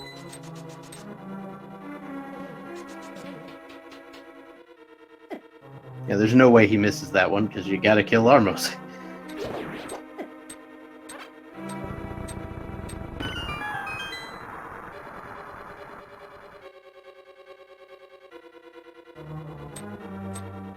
Interestingly enough, Yuda actually hasn't gone to pick up the arrows yet, has he? or the bow yet. Want to pick up the bow? No, I don't think I saw him pick it up. But I mean, he knows he can. He's just dealing with these areas while he can get it done. Yeah, he only needs to do it as soon as he plans to head back to the Pod Eastern area. The only time I would be, like, in a hurry to go get the bow is if I found the silvers somewhere. And I'd be like, oh yeah, give me those. Yeah, because it could make the Vitreous fight a lot easier. You could use it to kill Argos in one hit if you wanted to. Yeah, it would have made dealing with some of those Gibdos a little easier in Swamp or Skull Woods. There's 300 rupees on the left side of Swamp. What's the other chest? Just the map. So Swamp left side is a bust, so if Brightwolf chooses to skip it, it will give him a bit of a time advantage. Yeah, so the way I route Swamp is based on when I find the hook shot, which is a very strange way of doing it. But since the hook shot and the flippers were in the same sphere, I would have skipped left side. That's an interesting consideration. So if the hook shot was earlier, you would do left side because it's more likely the progression is there. No, it's actually the other way around. The hook shot is later. Sorry, yeah. So if you find the flippers to get in, but you don't have the hook shot to go back, then progression's more likely left side. Right, exactly.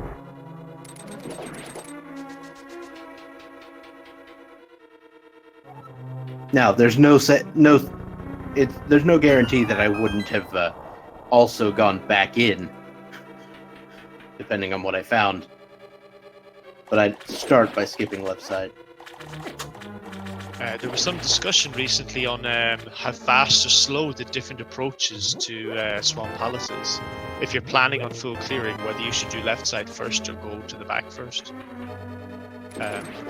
And I mean, there's still differing opinions, but it seems like if you find the big key early, you should go left side first because it's the most efficient. But if you're not sure where you're going to find the big key, it could be in the side that you're not checking first, then it's a little less clear. So Yuda gets eaten by the man-eating staircase and finds the single arrow in the big chest.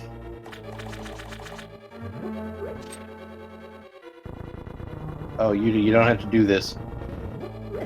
You just go back down the stairs.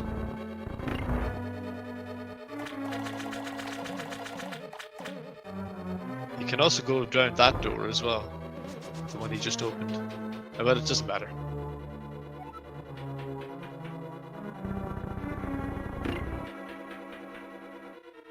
And I think this is where he realizes it, when he sees that the water is gone.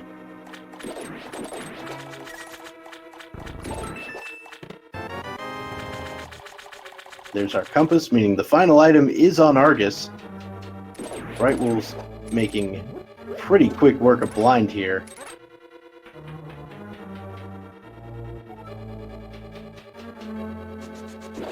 Dashes through the blind's head for the final hit. Blind's quite a bit easier with a sword because it's what most runners practice more often than not. The hammer is a more unusual weapon to have to use.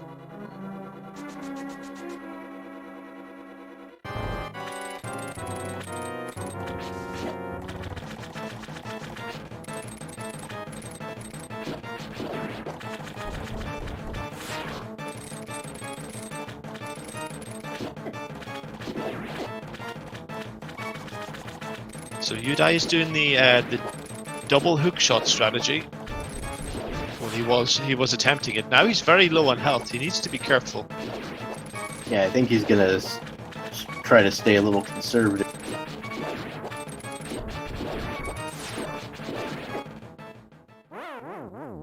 Oh no!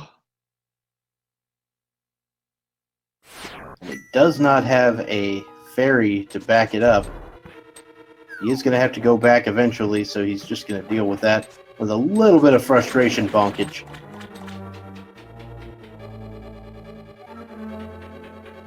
Yeah, that's one of the more costly deaths, and I've seen plenty of races where, especially NMG races, where people don't notice their health is low, and then all of a sudden Argus can do a lot of damage, especially with green mail. So it's not as common, but it definitely happens from time to time, and it's a costly death.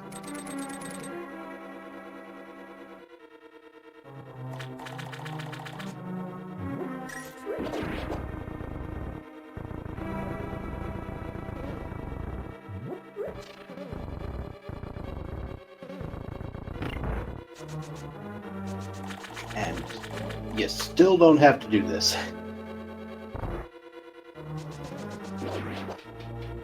Only a big 20 in the Peg Caves at Brightwolfz, and he's going to turn in Jeremiah the Bullfrog now.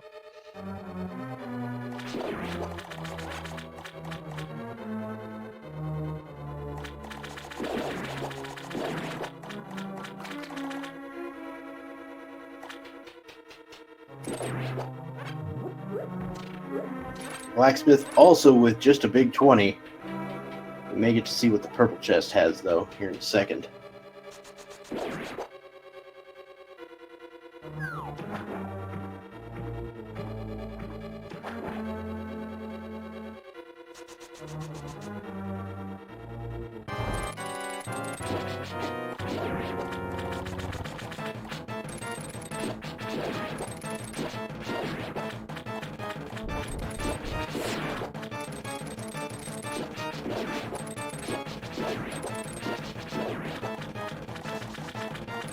So Brightwolf can combine the purple chest with these South Kakariko locations and probably Bombos Tablet, and also go straight into Swamp. So actually it's quite an efficient route it's turned out to be. Yep. Now, Udai manages to bring down the R-Guy in plenty of time this time. Going to get some double fire rod shots, or one double fire rod shot, and another couple of fire rod shots to finish off Argus. Just some bombs. So, turns out, you know, I'm not going to be naming any names, but I think Swamp is garbage. Except for that sword. And the sword isn't necessary. Yeah, with already a Master Sword available, the sword is kind of a nice to have. I'm guessing Ice Palace must be the play now then. There is a bottle in that purple chest. Which turns out to not be that important. But also kind of vanilla. Except it doesn't usually have a B in it when you get it. A piece of heart in the Bombos tablet. So I imagine Brightwolves will be heading to the Swamp Palace entrance momentarily. And now that Udai's picked up some potions, he's going to make the play on Ice Palace. So we're going to see if the Cane of Samaria is to be found in here. Udai definitely does not have the blue boomerang because it's from the green pendant, which would require him to have the bow, which he still hasn't gone to pick up.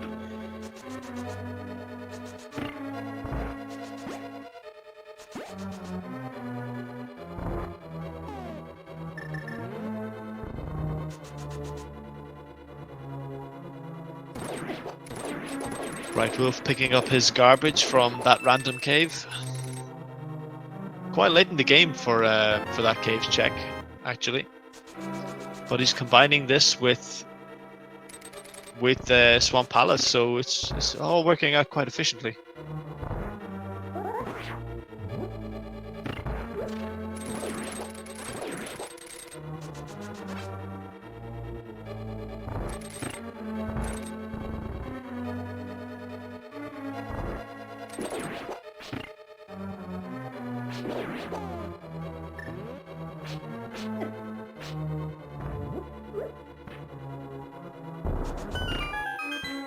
So, Yuta now heading down toward the good old-fashioned Ice Palace bomb jump.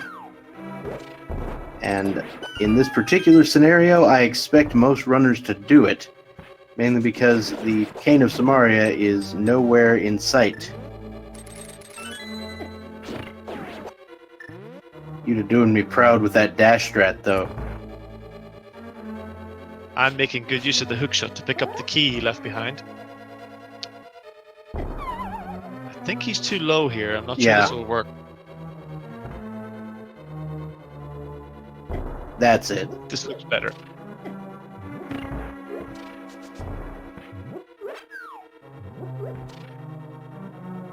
Yeah, I think vanilla is probably worst place for Kane. That's probably right.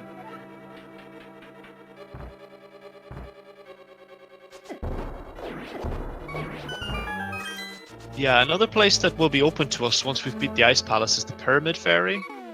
So we can check that. We know it's not on the pedestal. I don't know if there's any other overworld locations that they've left behind. Have we seen the King's Tomb yet? Yes, I believe brightwolfz checked We've seen the King's Tomb. But I'm not sure that they checked Graveyard Ledge.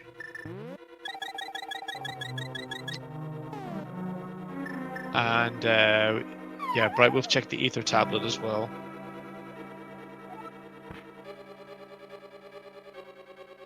Yeah, a vanilla cane in Mire is not that unlikely at this point.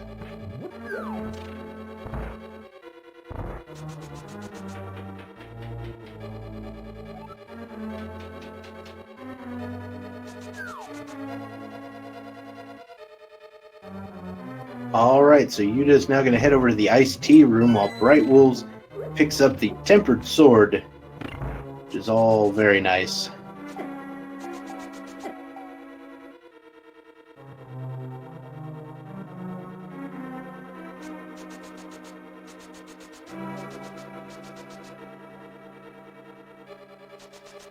It's going to make that Argus fight a lot easier.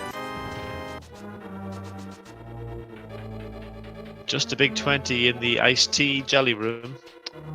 So not much so far in Ice Palace.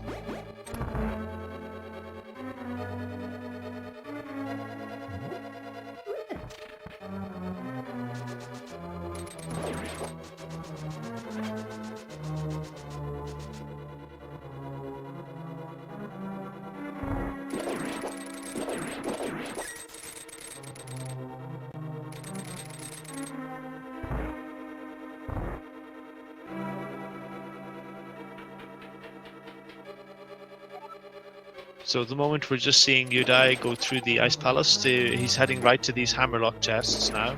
I think Red Cane is going to be his go mode item. No, well, once he picks up the bow, which he knows where it is. Brightwolf, meanwhile, is retracing Udai's steps in Swamp Palace. He's picked up his Tempered Sword here, but we know there's nothing else of value in Swamp apart from the crystal. There's yet another B for eudaimonistic. And a mushroom. So that's all 3 items in Ice Palace.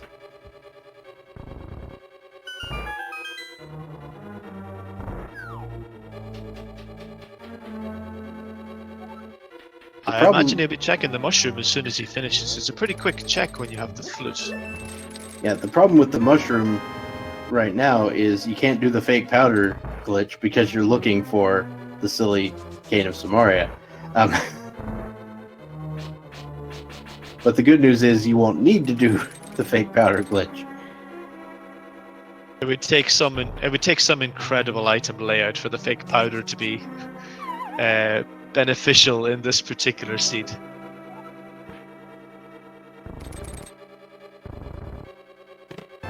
We would pretty much need to see the powder in Mire locked. No, I don't even know how we would lay this out, actually. Yeah, there's really no way.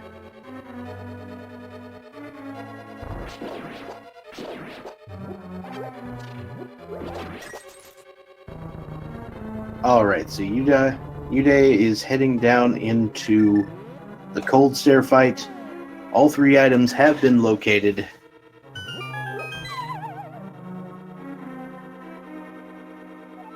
Yeah, I'll be using bombos here so we can save some magic for a couple of fire rod shots, which are much more effective than the Master Sword at dealing damage to the puffs. Absolutely.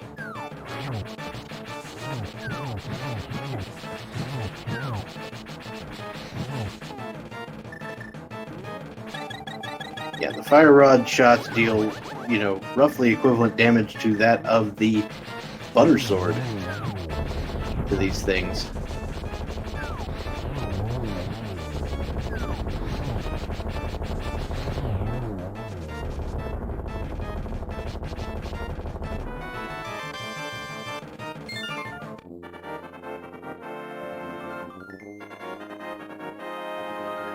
So Yudai takes down Cold Stare without too much trouble.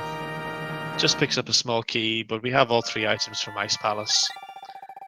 And now he's going to have a decision to make on where to go next. Either the Pyramid Fairy or make a gamble into Mire, I guess. Okay, so let me... First of all, he doesn't have the Eastern Palace Crystal yet. He needs the bow first, yeah. But I will contend... that since there was a small key on Cold Stare, the Cane of Samaria cannot be at the Pyramid Fairy.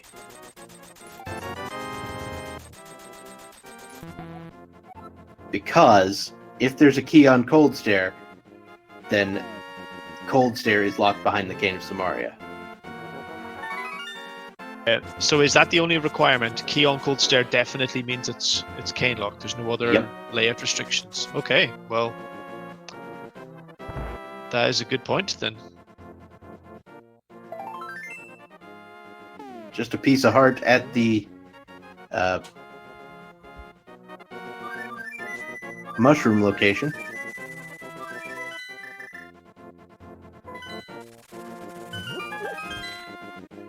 The bow is on the lumberjack ledge, and Yude knows this.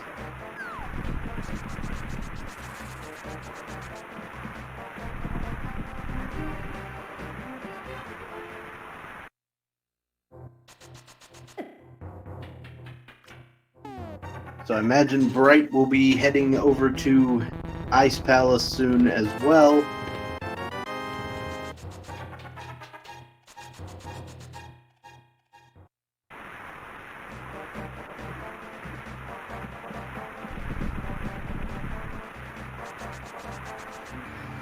So will Yudai make the dip into Mire, right, while he's here? Not without the Ether Medallion, he won't. Oh, and that was in Hookshot Cave. Hookshot Cave, which he hasn't been to yet. Okay, yeah, it would be a strange decision then to break into Mire without Ether. All right, I think he's finally going to go pick up the bow here. Well, maybe not.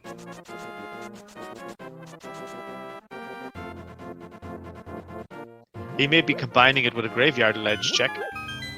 Ah, yeah, that's a fair play.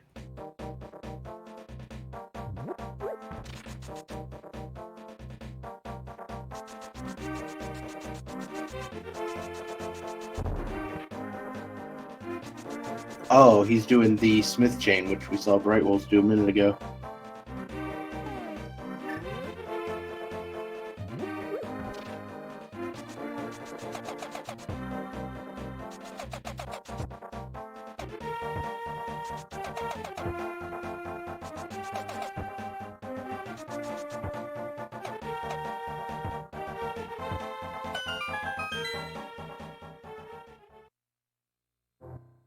So there's some discussion about whether we think he's forgotten the bow or not. I don't think so, but I do see what you mean, because if there's an item on Armos, and that's a crystal who he has to beat anyway, and if that was the red cane, then all these overworld checks would be a waste of time.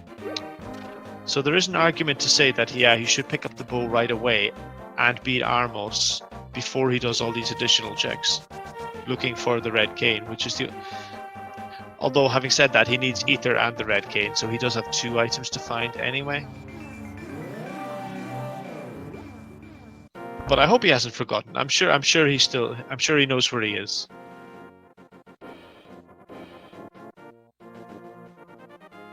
Brightwolf is attempting the Ice Palace bomb jump. I think he was a bit too low as well after placing the bomb.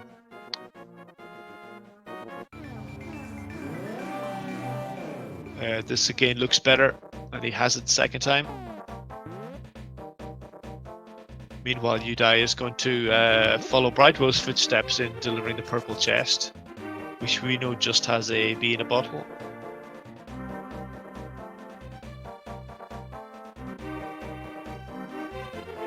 To answer the question in chat about who is leading, it's pretty unclear at this point. Both runners are kind of following each other's footsteps at the moment, and whoever finds the red cane first is likely to have some advantage, but it's not super clear.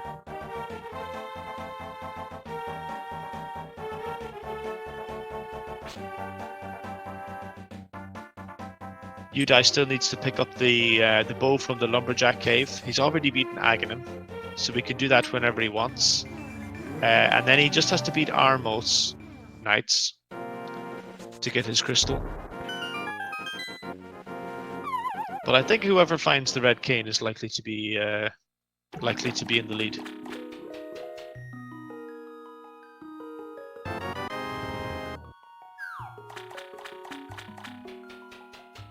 So Udai picks up his bow right now.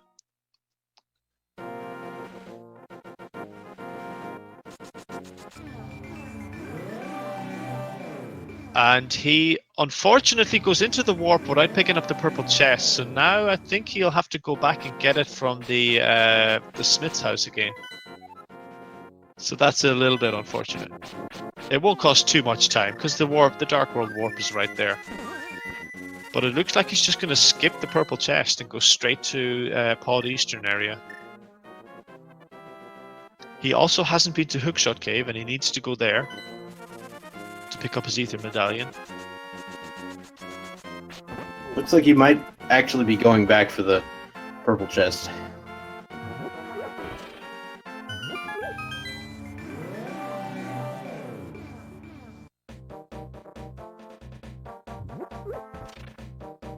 We're pretty low on locations for the cane. It's looking more and more likely that it's Misery Mire, that it's in its vanilla dungeon at this point. So I think we're down to Mire and Spike Cave. I think that's it.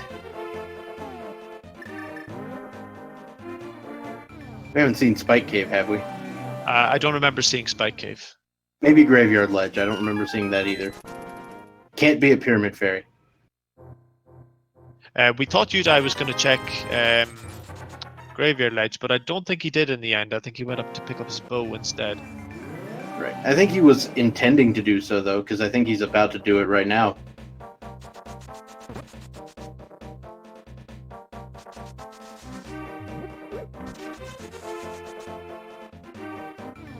Yeah, because Cold Stare has a small key, the game expects you to have the Cane of Samaria to beat Ice Palace.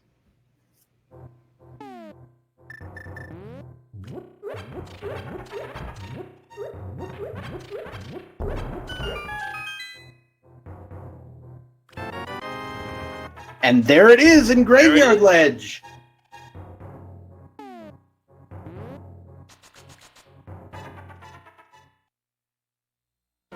Now here's the problem.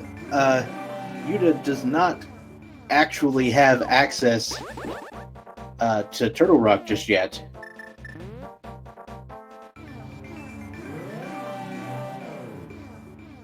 So Udai has the red cane and Brightwolf has the Ether Medallion, so neither are actually in go mode just yet.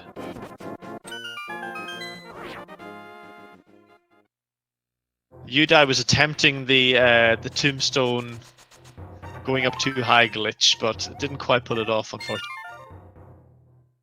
Yeah, I think it involves like doing a boomerang dash, and you actually have to move one of the rocks out of the way so that it goes far enough, and then while you're doing that, you do the other dash.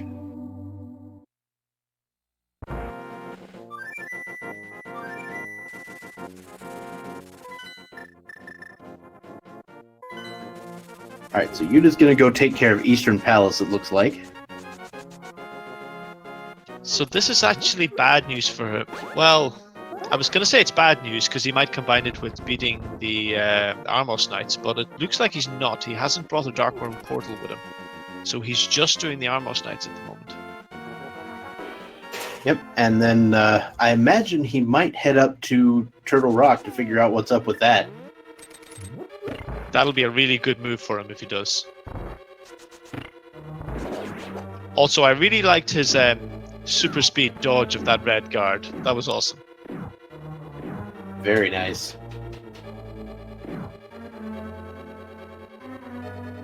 Alright, so Brightwolfz just took care of Ice Palace, so we will see what sort of shenanigans he gets up to next.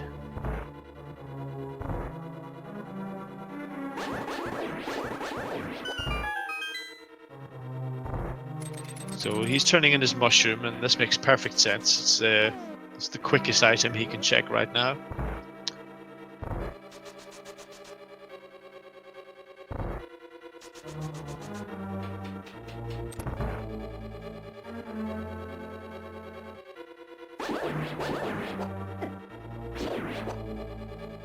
So I'm feeling a "Did you find the arrows in Misery Mire" today. Yeah, and at least both of our runners are going to have the Tempered Sword for that fight if it is silverless. I'm sure they'll both be able to pull it off, no problems. Alright, so Bright is going to 3. This could be a Graveyard Ledge check. Oh. He's fluting away. He's thinking, going to 4, perhaps a Bombos tablet? Oh yeah, No, Pyramid Fairy. He's checked Bombos already. He did it in his world tour with the purple chest before going into Swamp. So he is basically unaware that the Cane cannot be there based on the logic.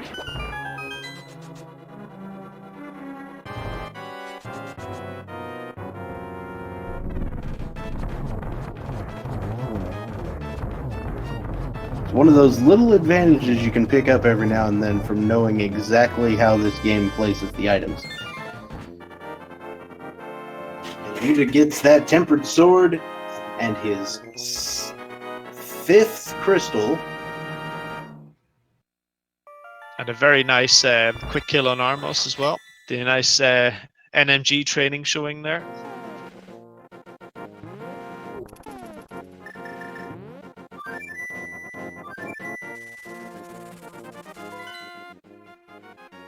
Brightwolfz is at least managing to get the shortcut for the Pyramid Fairy Bomb.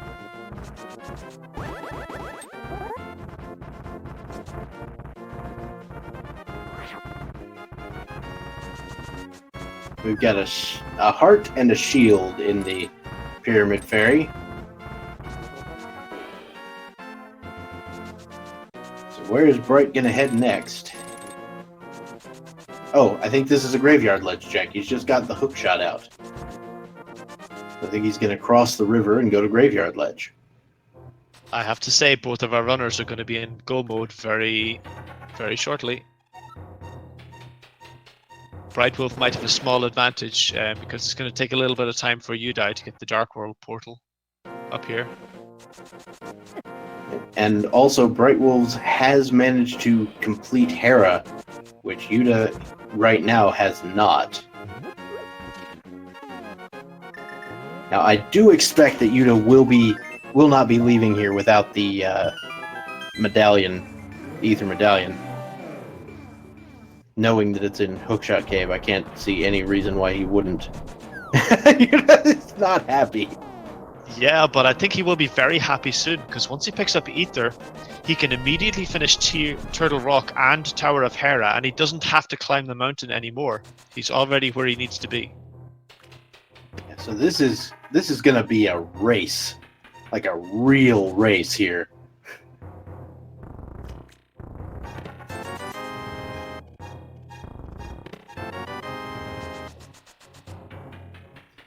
Yuta gets that blue mail, that's going to be, a very, very nice thing to have going into Turtle Rock.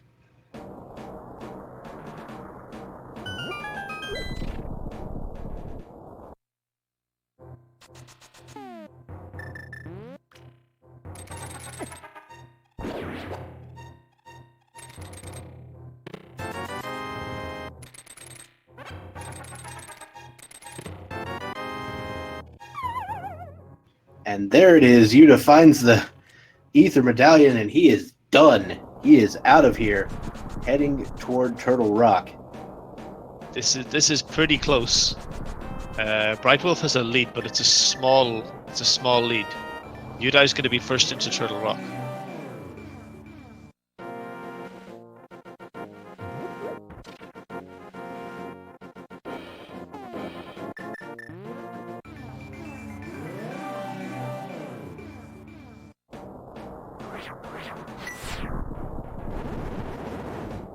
I'm reasonably certain that doesn't cut it. There we go.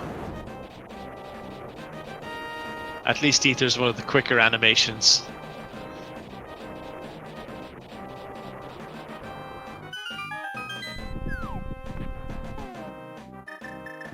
So, were you aware that you can activate the super speed glitch with a medallion? I was aware, and I've tried to use it in my NMG runs, but I always jump off the side of the turtle instead of down near the door, so I just waste more time. So I've given up on it. Yeah, it's basically useless, but it's fun to do. I just don't have good fine control when he's got the super speed. I can't move one frame, so it's too hard for me. I think the top NMG runners do use it, but it's for show more than anything. All right, so nothing important in the first chest of Turtle Rock. We'll get to see what's on the right-hand side here.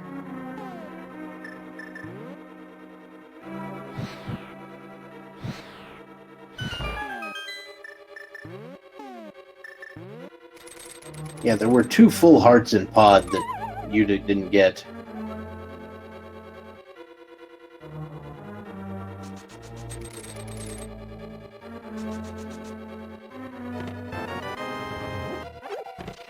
Nice hookshot and vulnerability by Udai. Meanwhile, Brightwolf just brings out the blue cane and does a nice cane dash.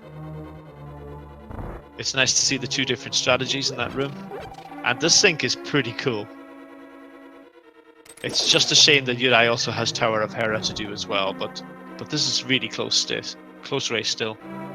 And Bright still has to go down to get the first chest, which Yuta already did. Now this is just going to be a bomb upgrade. So if you decided to skip it, it wouldn't hurt, but nah.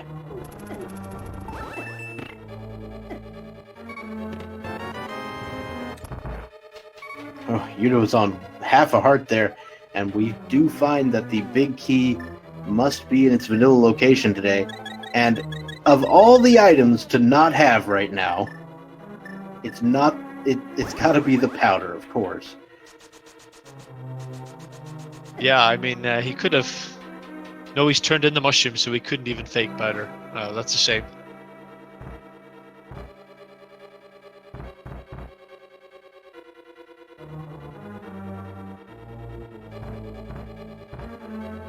Oh, that was a nice jump room by Brightwolf, though. Using the cane and hitting both switches just off from each other so that he can move the switch and then get the invulnerability from the blocks coming back up.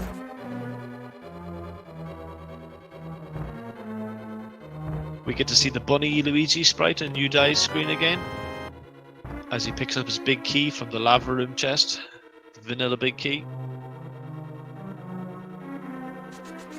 Yep. I imagine now that since we have the big key in its vanilla location, we'll probably check the big chest as well, because it's likely to contain a small key. And you really don't want to have to run back out to get it.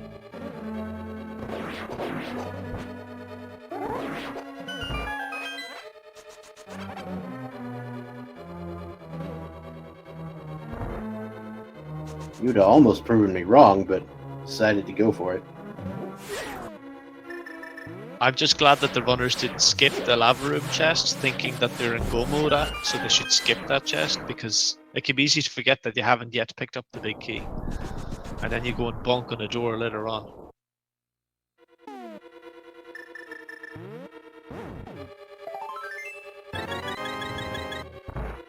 Alright, so nothing important in the big chest, but I'm still not going to say no to it. Brightwolf's actually skipping it, so lucky break there for Brightwolf's.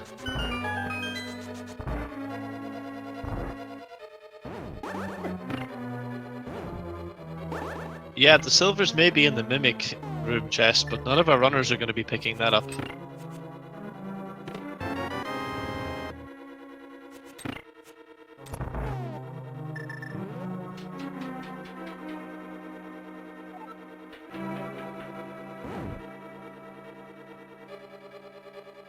Brightwolf having a bit of trouble in this room. He's just he's getting stuck on the wrong side of those orange pegs. He gets it now. Alright, so now we've got one more key to find and 4 chests that can be in as we head down to Laser Bridge.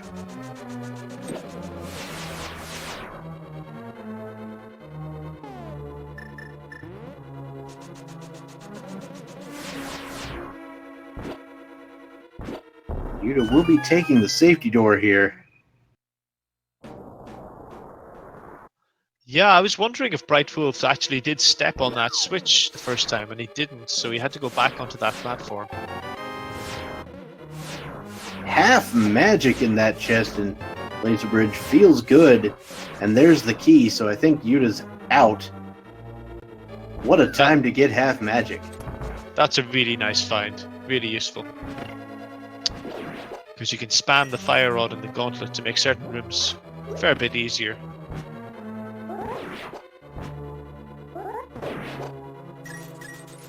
Brightwolf's with the bootless laser skip.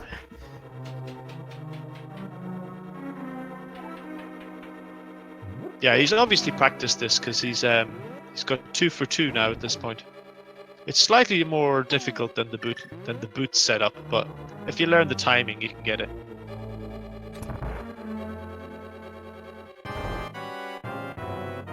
It does look like Brightwolf's is going to skip out on that half magic. That's going to be a little unfortunate.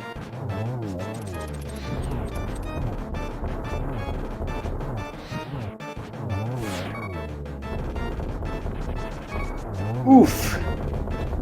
Yuda gets down to 2 hearts here on Trinex. Hopefully he will manage to pull this off. Oh no! No! I don't think he had a potion. I think he used it earlier and he only had a B left in the bottle. Thankfully, he took the safety door so he can get back to Trinex pretty quickly. Yeah, I was going to say, I imagine that's why he took the safety door. Now, Brightwolf's is going with the slower but potentially more reliable strat of dealing with the ice head first. That way you don't get any ice all over the floor.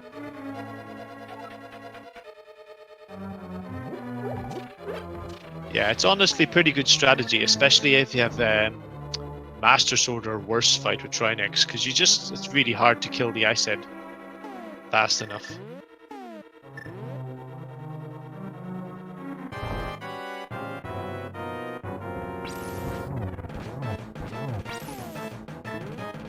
And Brightwolf's managed to take down Trinex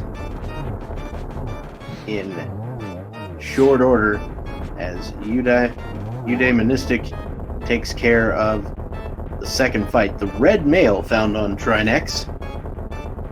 Pretty nice going into GT. That will prove useful in the gauntlet coming up.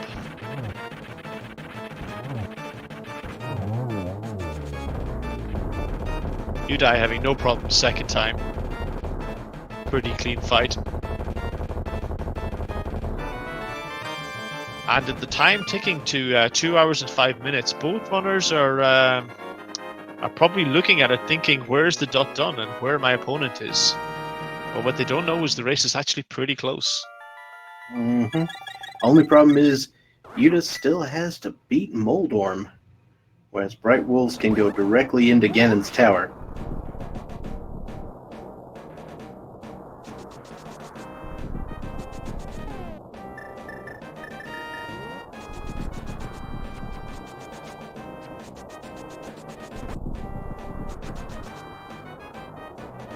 So there's no bot for the guessing game today, but feel free to put your guesses in chat. Of course, we just don't have the bot here on the Link to the Past Randomizer channel.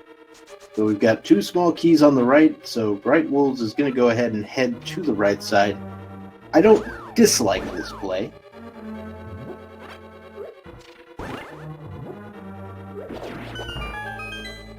But I'm a traditionalist. I will stick with pick up those 2 chests and then go left. I'm a little boring with my Ganon's Tower routing. Yeah, I'm weird. So I base my Ganon's Tower route on how many keys have I found in the first 7 locations.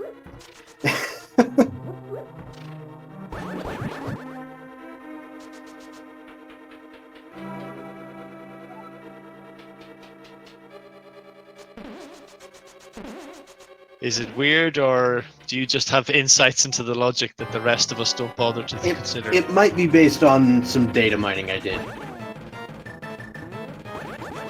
But there it is, right-hand side. Would have been chest number 5. So as long as there was at least one more key on the left side, I would have ended up getting that one pretty quick. And Yuda takes care of Moldorm in about no time at all.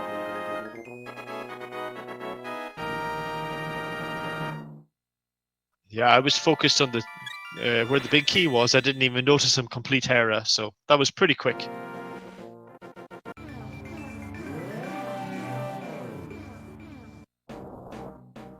So basically, Yuda is just a big key search behind here.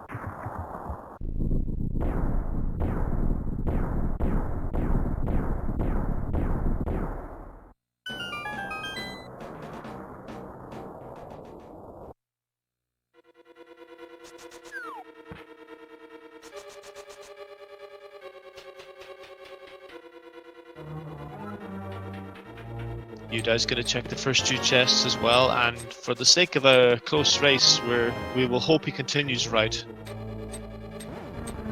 Yep, he switches to the Cane of Samaria, which means this race will remain close. Now, based on the execution I've seen so far, it looks like to me that Yuda is a little more versed in the NMG run than Bright Wolves is, and therefore will probably have a little bit better execution heading up the gauntlet. So this is really still anybody's race.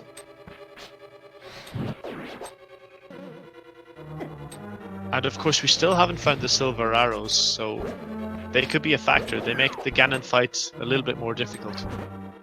Unfortunately, so he's going to have to do this right side room again. Yeah, this right side room is not part of the NMG route.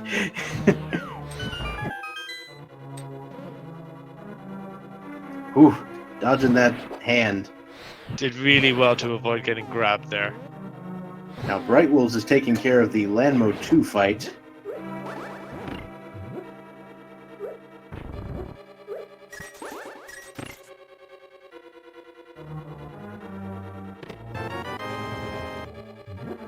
And he finds the big key, or Udai finds the big key in the 3rd chest. He's going to go ahead and check the rest of these in hopes of finding the silvers, which does make some sense. And so eudaimonistic now heads up Ganon's tower, entering the 3rd floor as soon as Bright Wolves finishes the Landmo 2 fight. This is a very close race.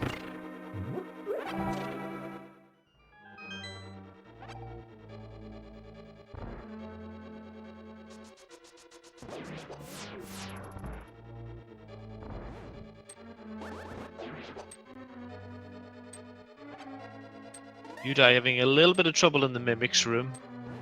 It can be pretty annoying killing those guys with the spikes in them.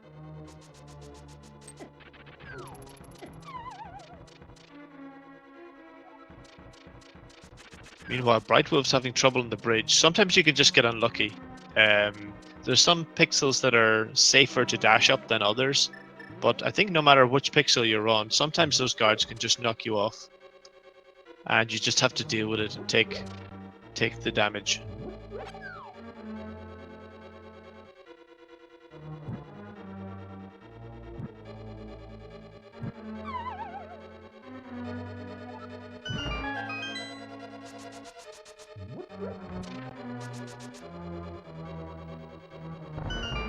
Brightwolf just makes it into the next room before the door closes. Yuda is down to 1 heart as he enters the Ganon Ball Run room. He may take the safety door here. Safely makes it to the end of the platform. And that's a relief. And now we can fill up on health.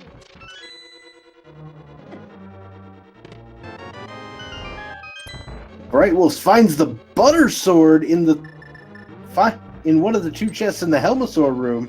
Doesn't elect to check the other one, though. That's interesting. Maybe he's super comfortable with the silverless. And just wanted the butter sword to make the first 2 cycles easier.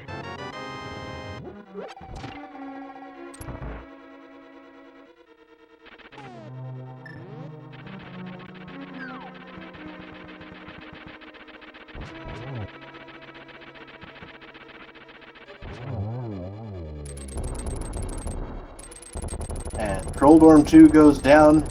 Will we see the contents of the final chest? I imagine so, actually. It's the powder! What are you doing? Powder in that room. 1 room too late to even use it. What sort of sadistic person put this seed together?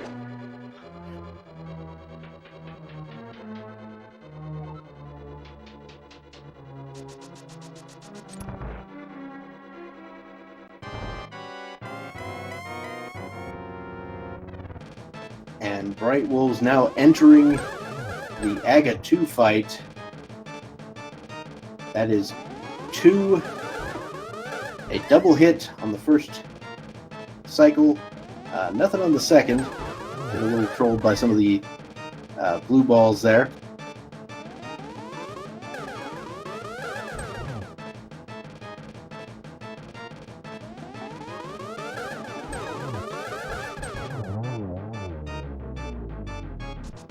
And there we go. brightwolfz takes it down. And Yuda just finishing up Lanmo 2. Udai had a little bit better of a Lanmo 2 fight, would have made up a little bit of time, and it's helped a lot by having the half magic so we can use the fire rod more liberally. His gauntlet, though, left something to be desired. Oh, he has a blue potion. That's a relief. And he also has a fairy that he's bottled.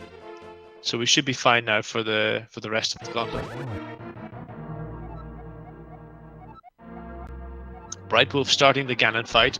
It'll take 6 slashes in phase 1 and 6 more slashes in phase 2 with the butter sword.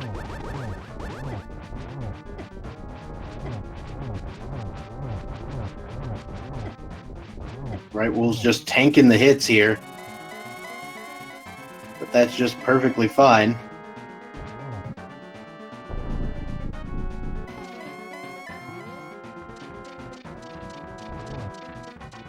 Getting ready to set up the torch glitch to make the silverless hits possible. Udai was very careful there to avoid despawning the sprites, which is where if you go up the staircase on the same frame of the door and the other room closes, then all the sprites in Ganon's Tower despawns and you cannot complete the dungeon anymore.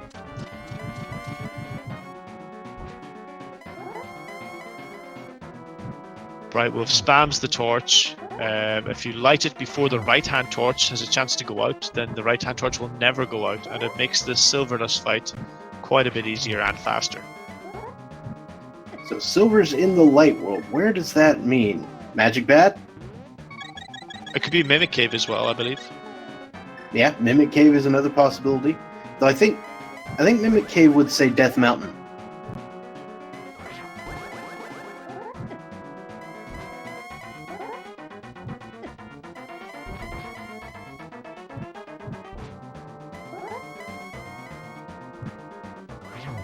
Oof. Oh, It takes a fall to Troll Dorm 2.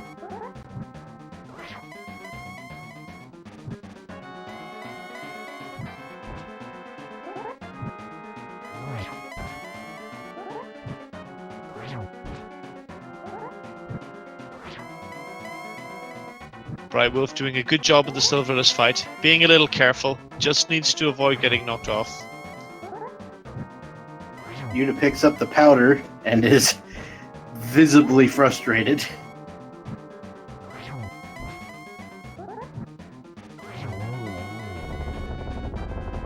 And down goes Ganon for Brightwolfz.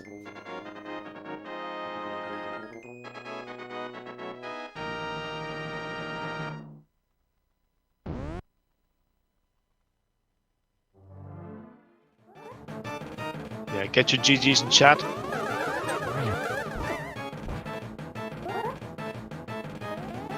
Brightwolf finishes with an official speed racing TV time of 2 hours, 16 minutes, and 57 seconds.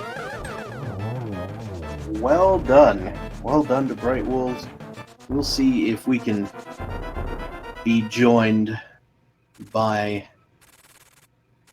Brightwolfz in chat.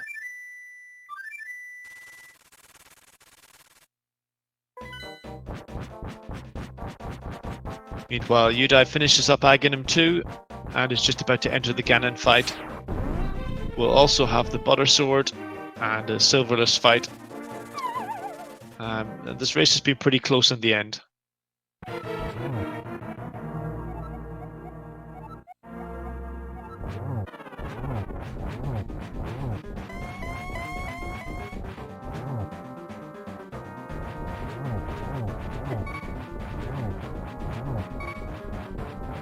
Udai is a bit low on health, but I still think he has a fairy, so he should be okay.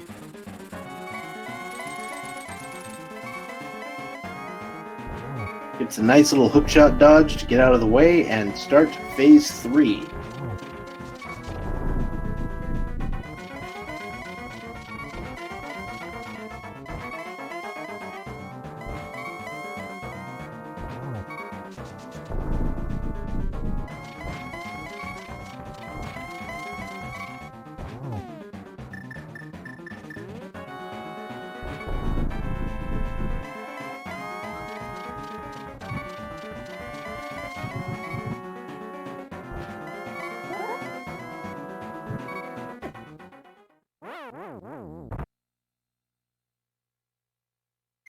Ooh, so taking okay. a bit of a fall there, but we do have that fairy.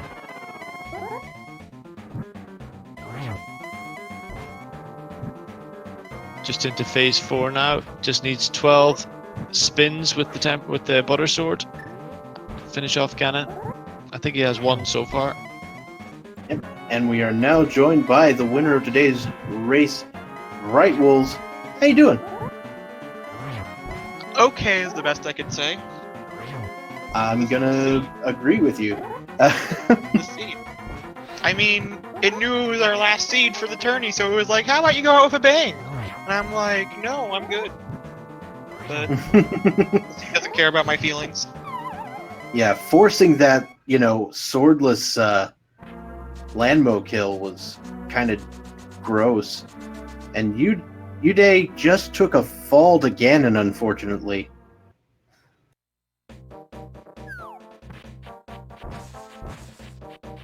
So with the silvers in the light world, I have no idea where they are. Yeah, I don't know how I didn't run across them, but... I'm guessing Magic Bat. Magic Bat's an option with, of course, Magic Powder being validation chests. Is that it? Is there anywhere else? People are saying it might be Mimic Cave. I'm not sure. It might say Death Mountain when you get Mimic Cave. I would imagine it would say Death Mountain, yeah. So yeah, This was kind of a roller coaster of, sort of back and forth here, because for a while,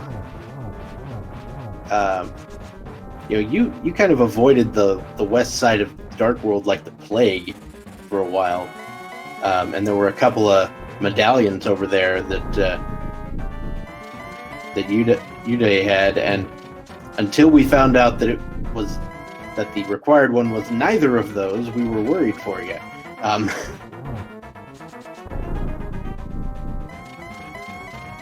And of course, that Cane of Samaria trolling you down to the very wire. Yeah, I actually wanted to check the mirror ledge back there earlier. When I was going to go do Catfish, I was like, maybe I should go do those real quick. Those two checks that are back there. But I'm like, nah, probably just a red rupee. Probably nothing. And then, of course, it's one of the last places I check, and it has to have the item I'm looking for. I'm just glad it wasn't in Misery Mire, because my last seed was Go mode with Cane Samaria with a crystal Misery Mire, and it was in Misery Mire. So I was just waiting for the Cane to be hanging out there again. Just waiting for it to tell me, hey, how's it going? Miss me?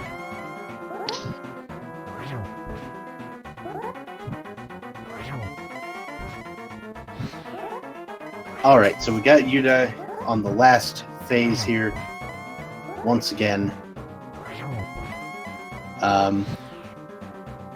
So what else do you have to say about this glorious mess of a seed? I'm just glad I stuck with Pod once I committed to it, because I went into it like, it's pendant, but I can do this, I can do Eastern, and I can get out of here. And it's a green pendant anyway. I can turn it in for Sir Hashal with just the blue meringue, so not like that was helpful, but I was going into it and I'm like, Pod has to have something. Pod has a ton of items, and I just kept going into it, getting keys and like heart pieces and red rupees, and I was like, oh no. I'm gonna sink 15 minutes into this dungeon and get nothing.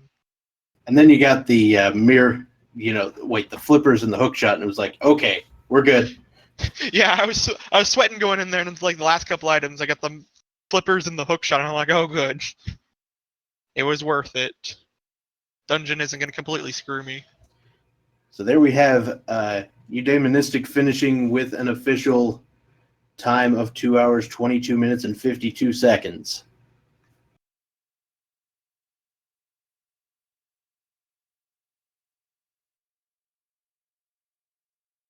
And we are now joined by eudaimonistic. Congratulations on finishing that monstrosity. Yeah, that was something, wasn't it? And I'm not saying I'm good at the game or anything, but I mean, that was a loop. It sure was. I get the feeling that brightwolfz did a lot of different things than me, though. Am I right? Things were done in different orders, for sure.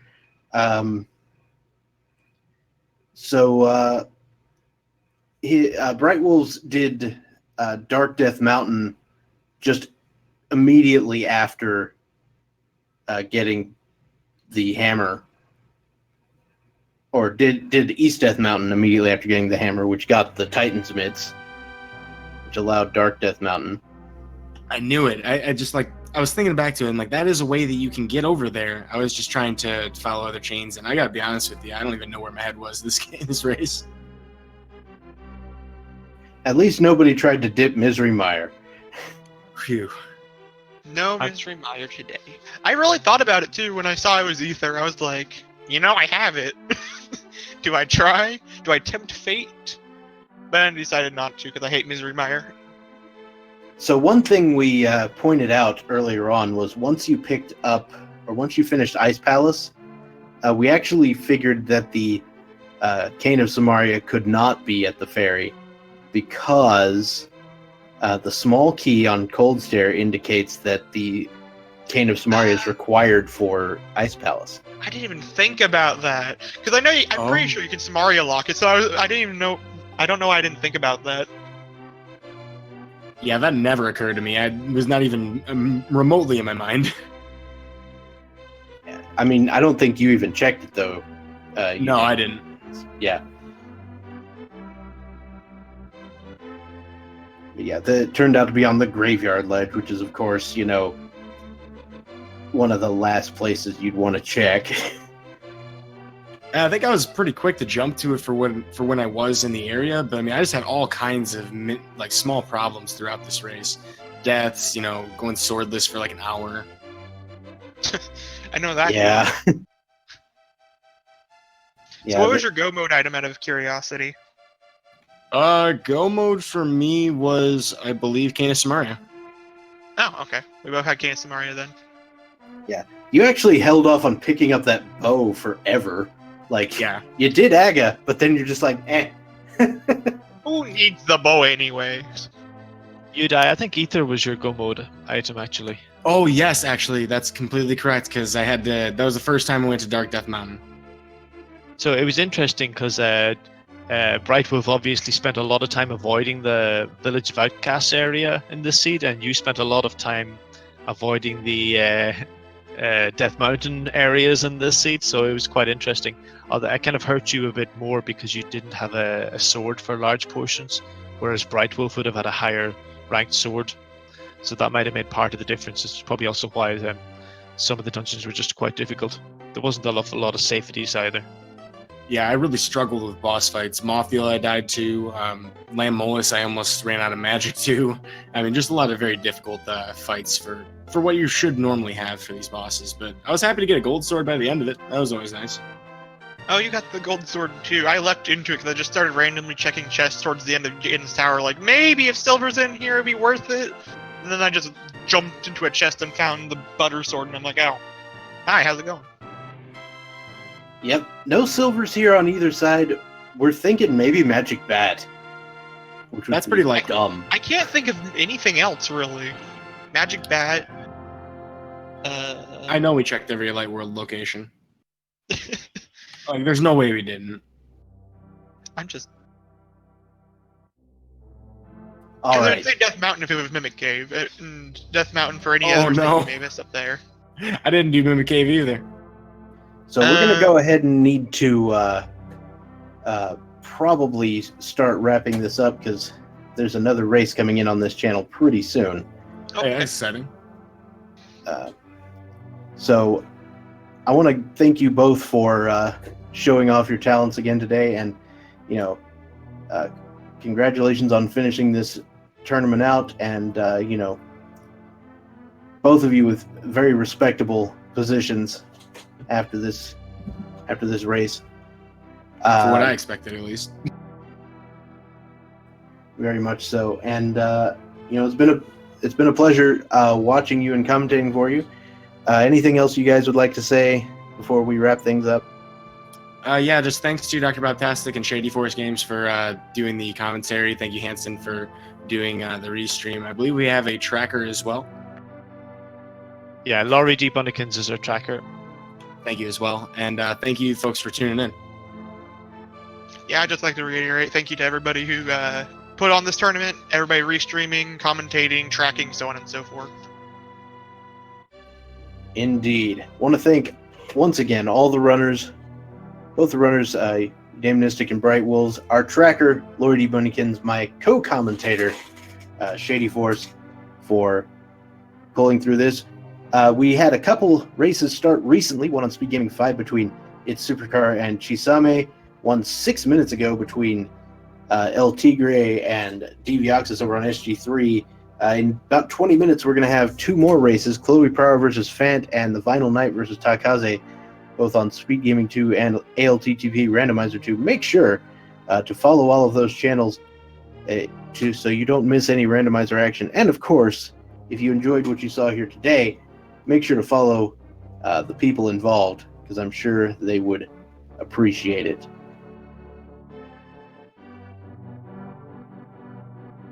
Yeah, I just want to say GG's to both runners, and thanks so much for commenting with me, Dr. Bob.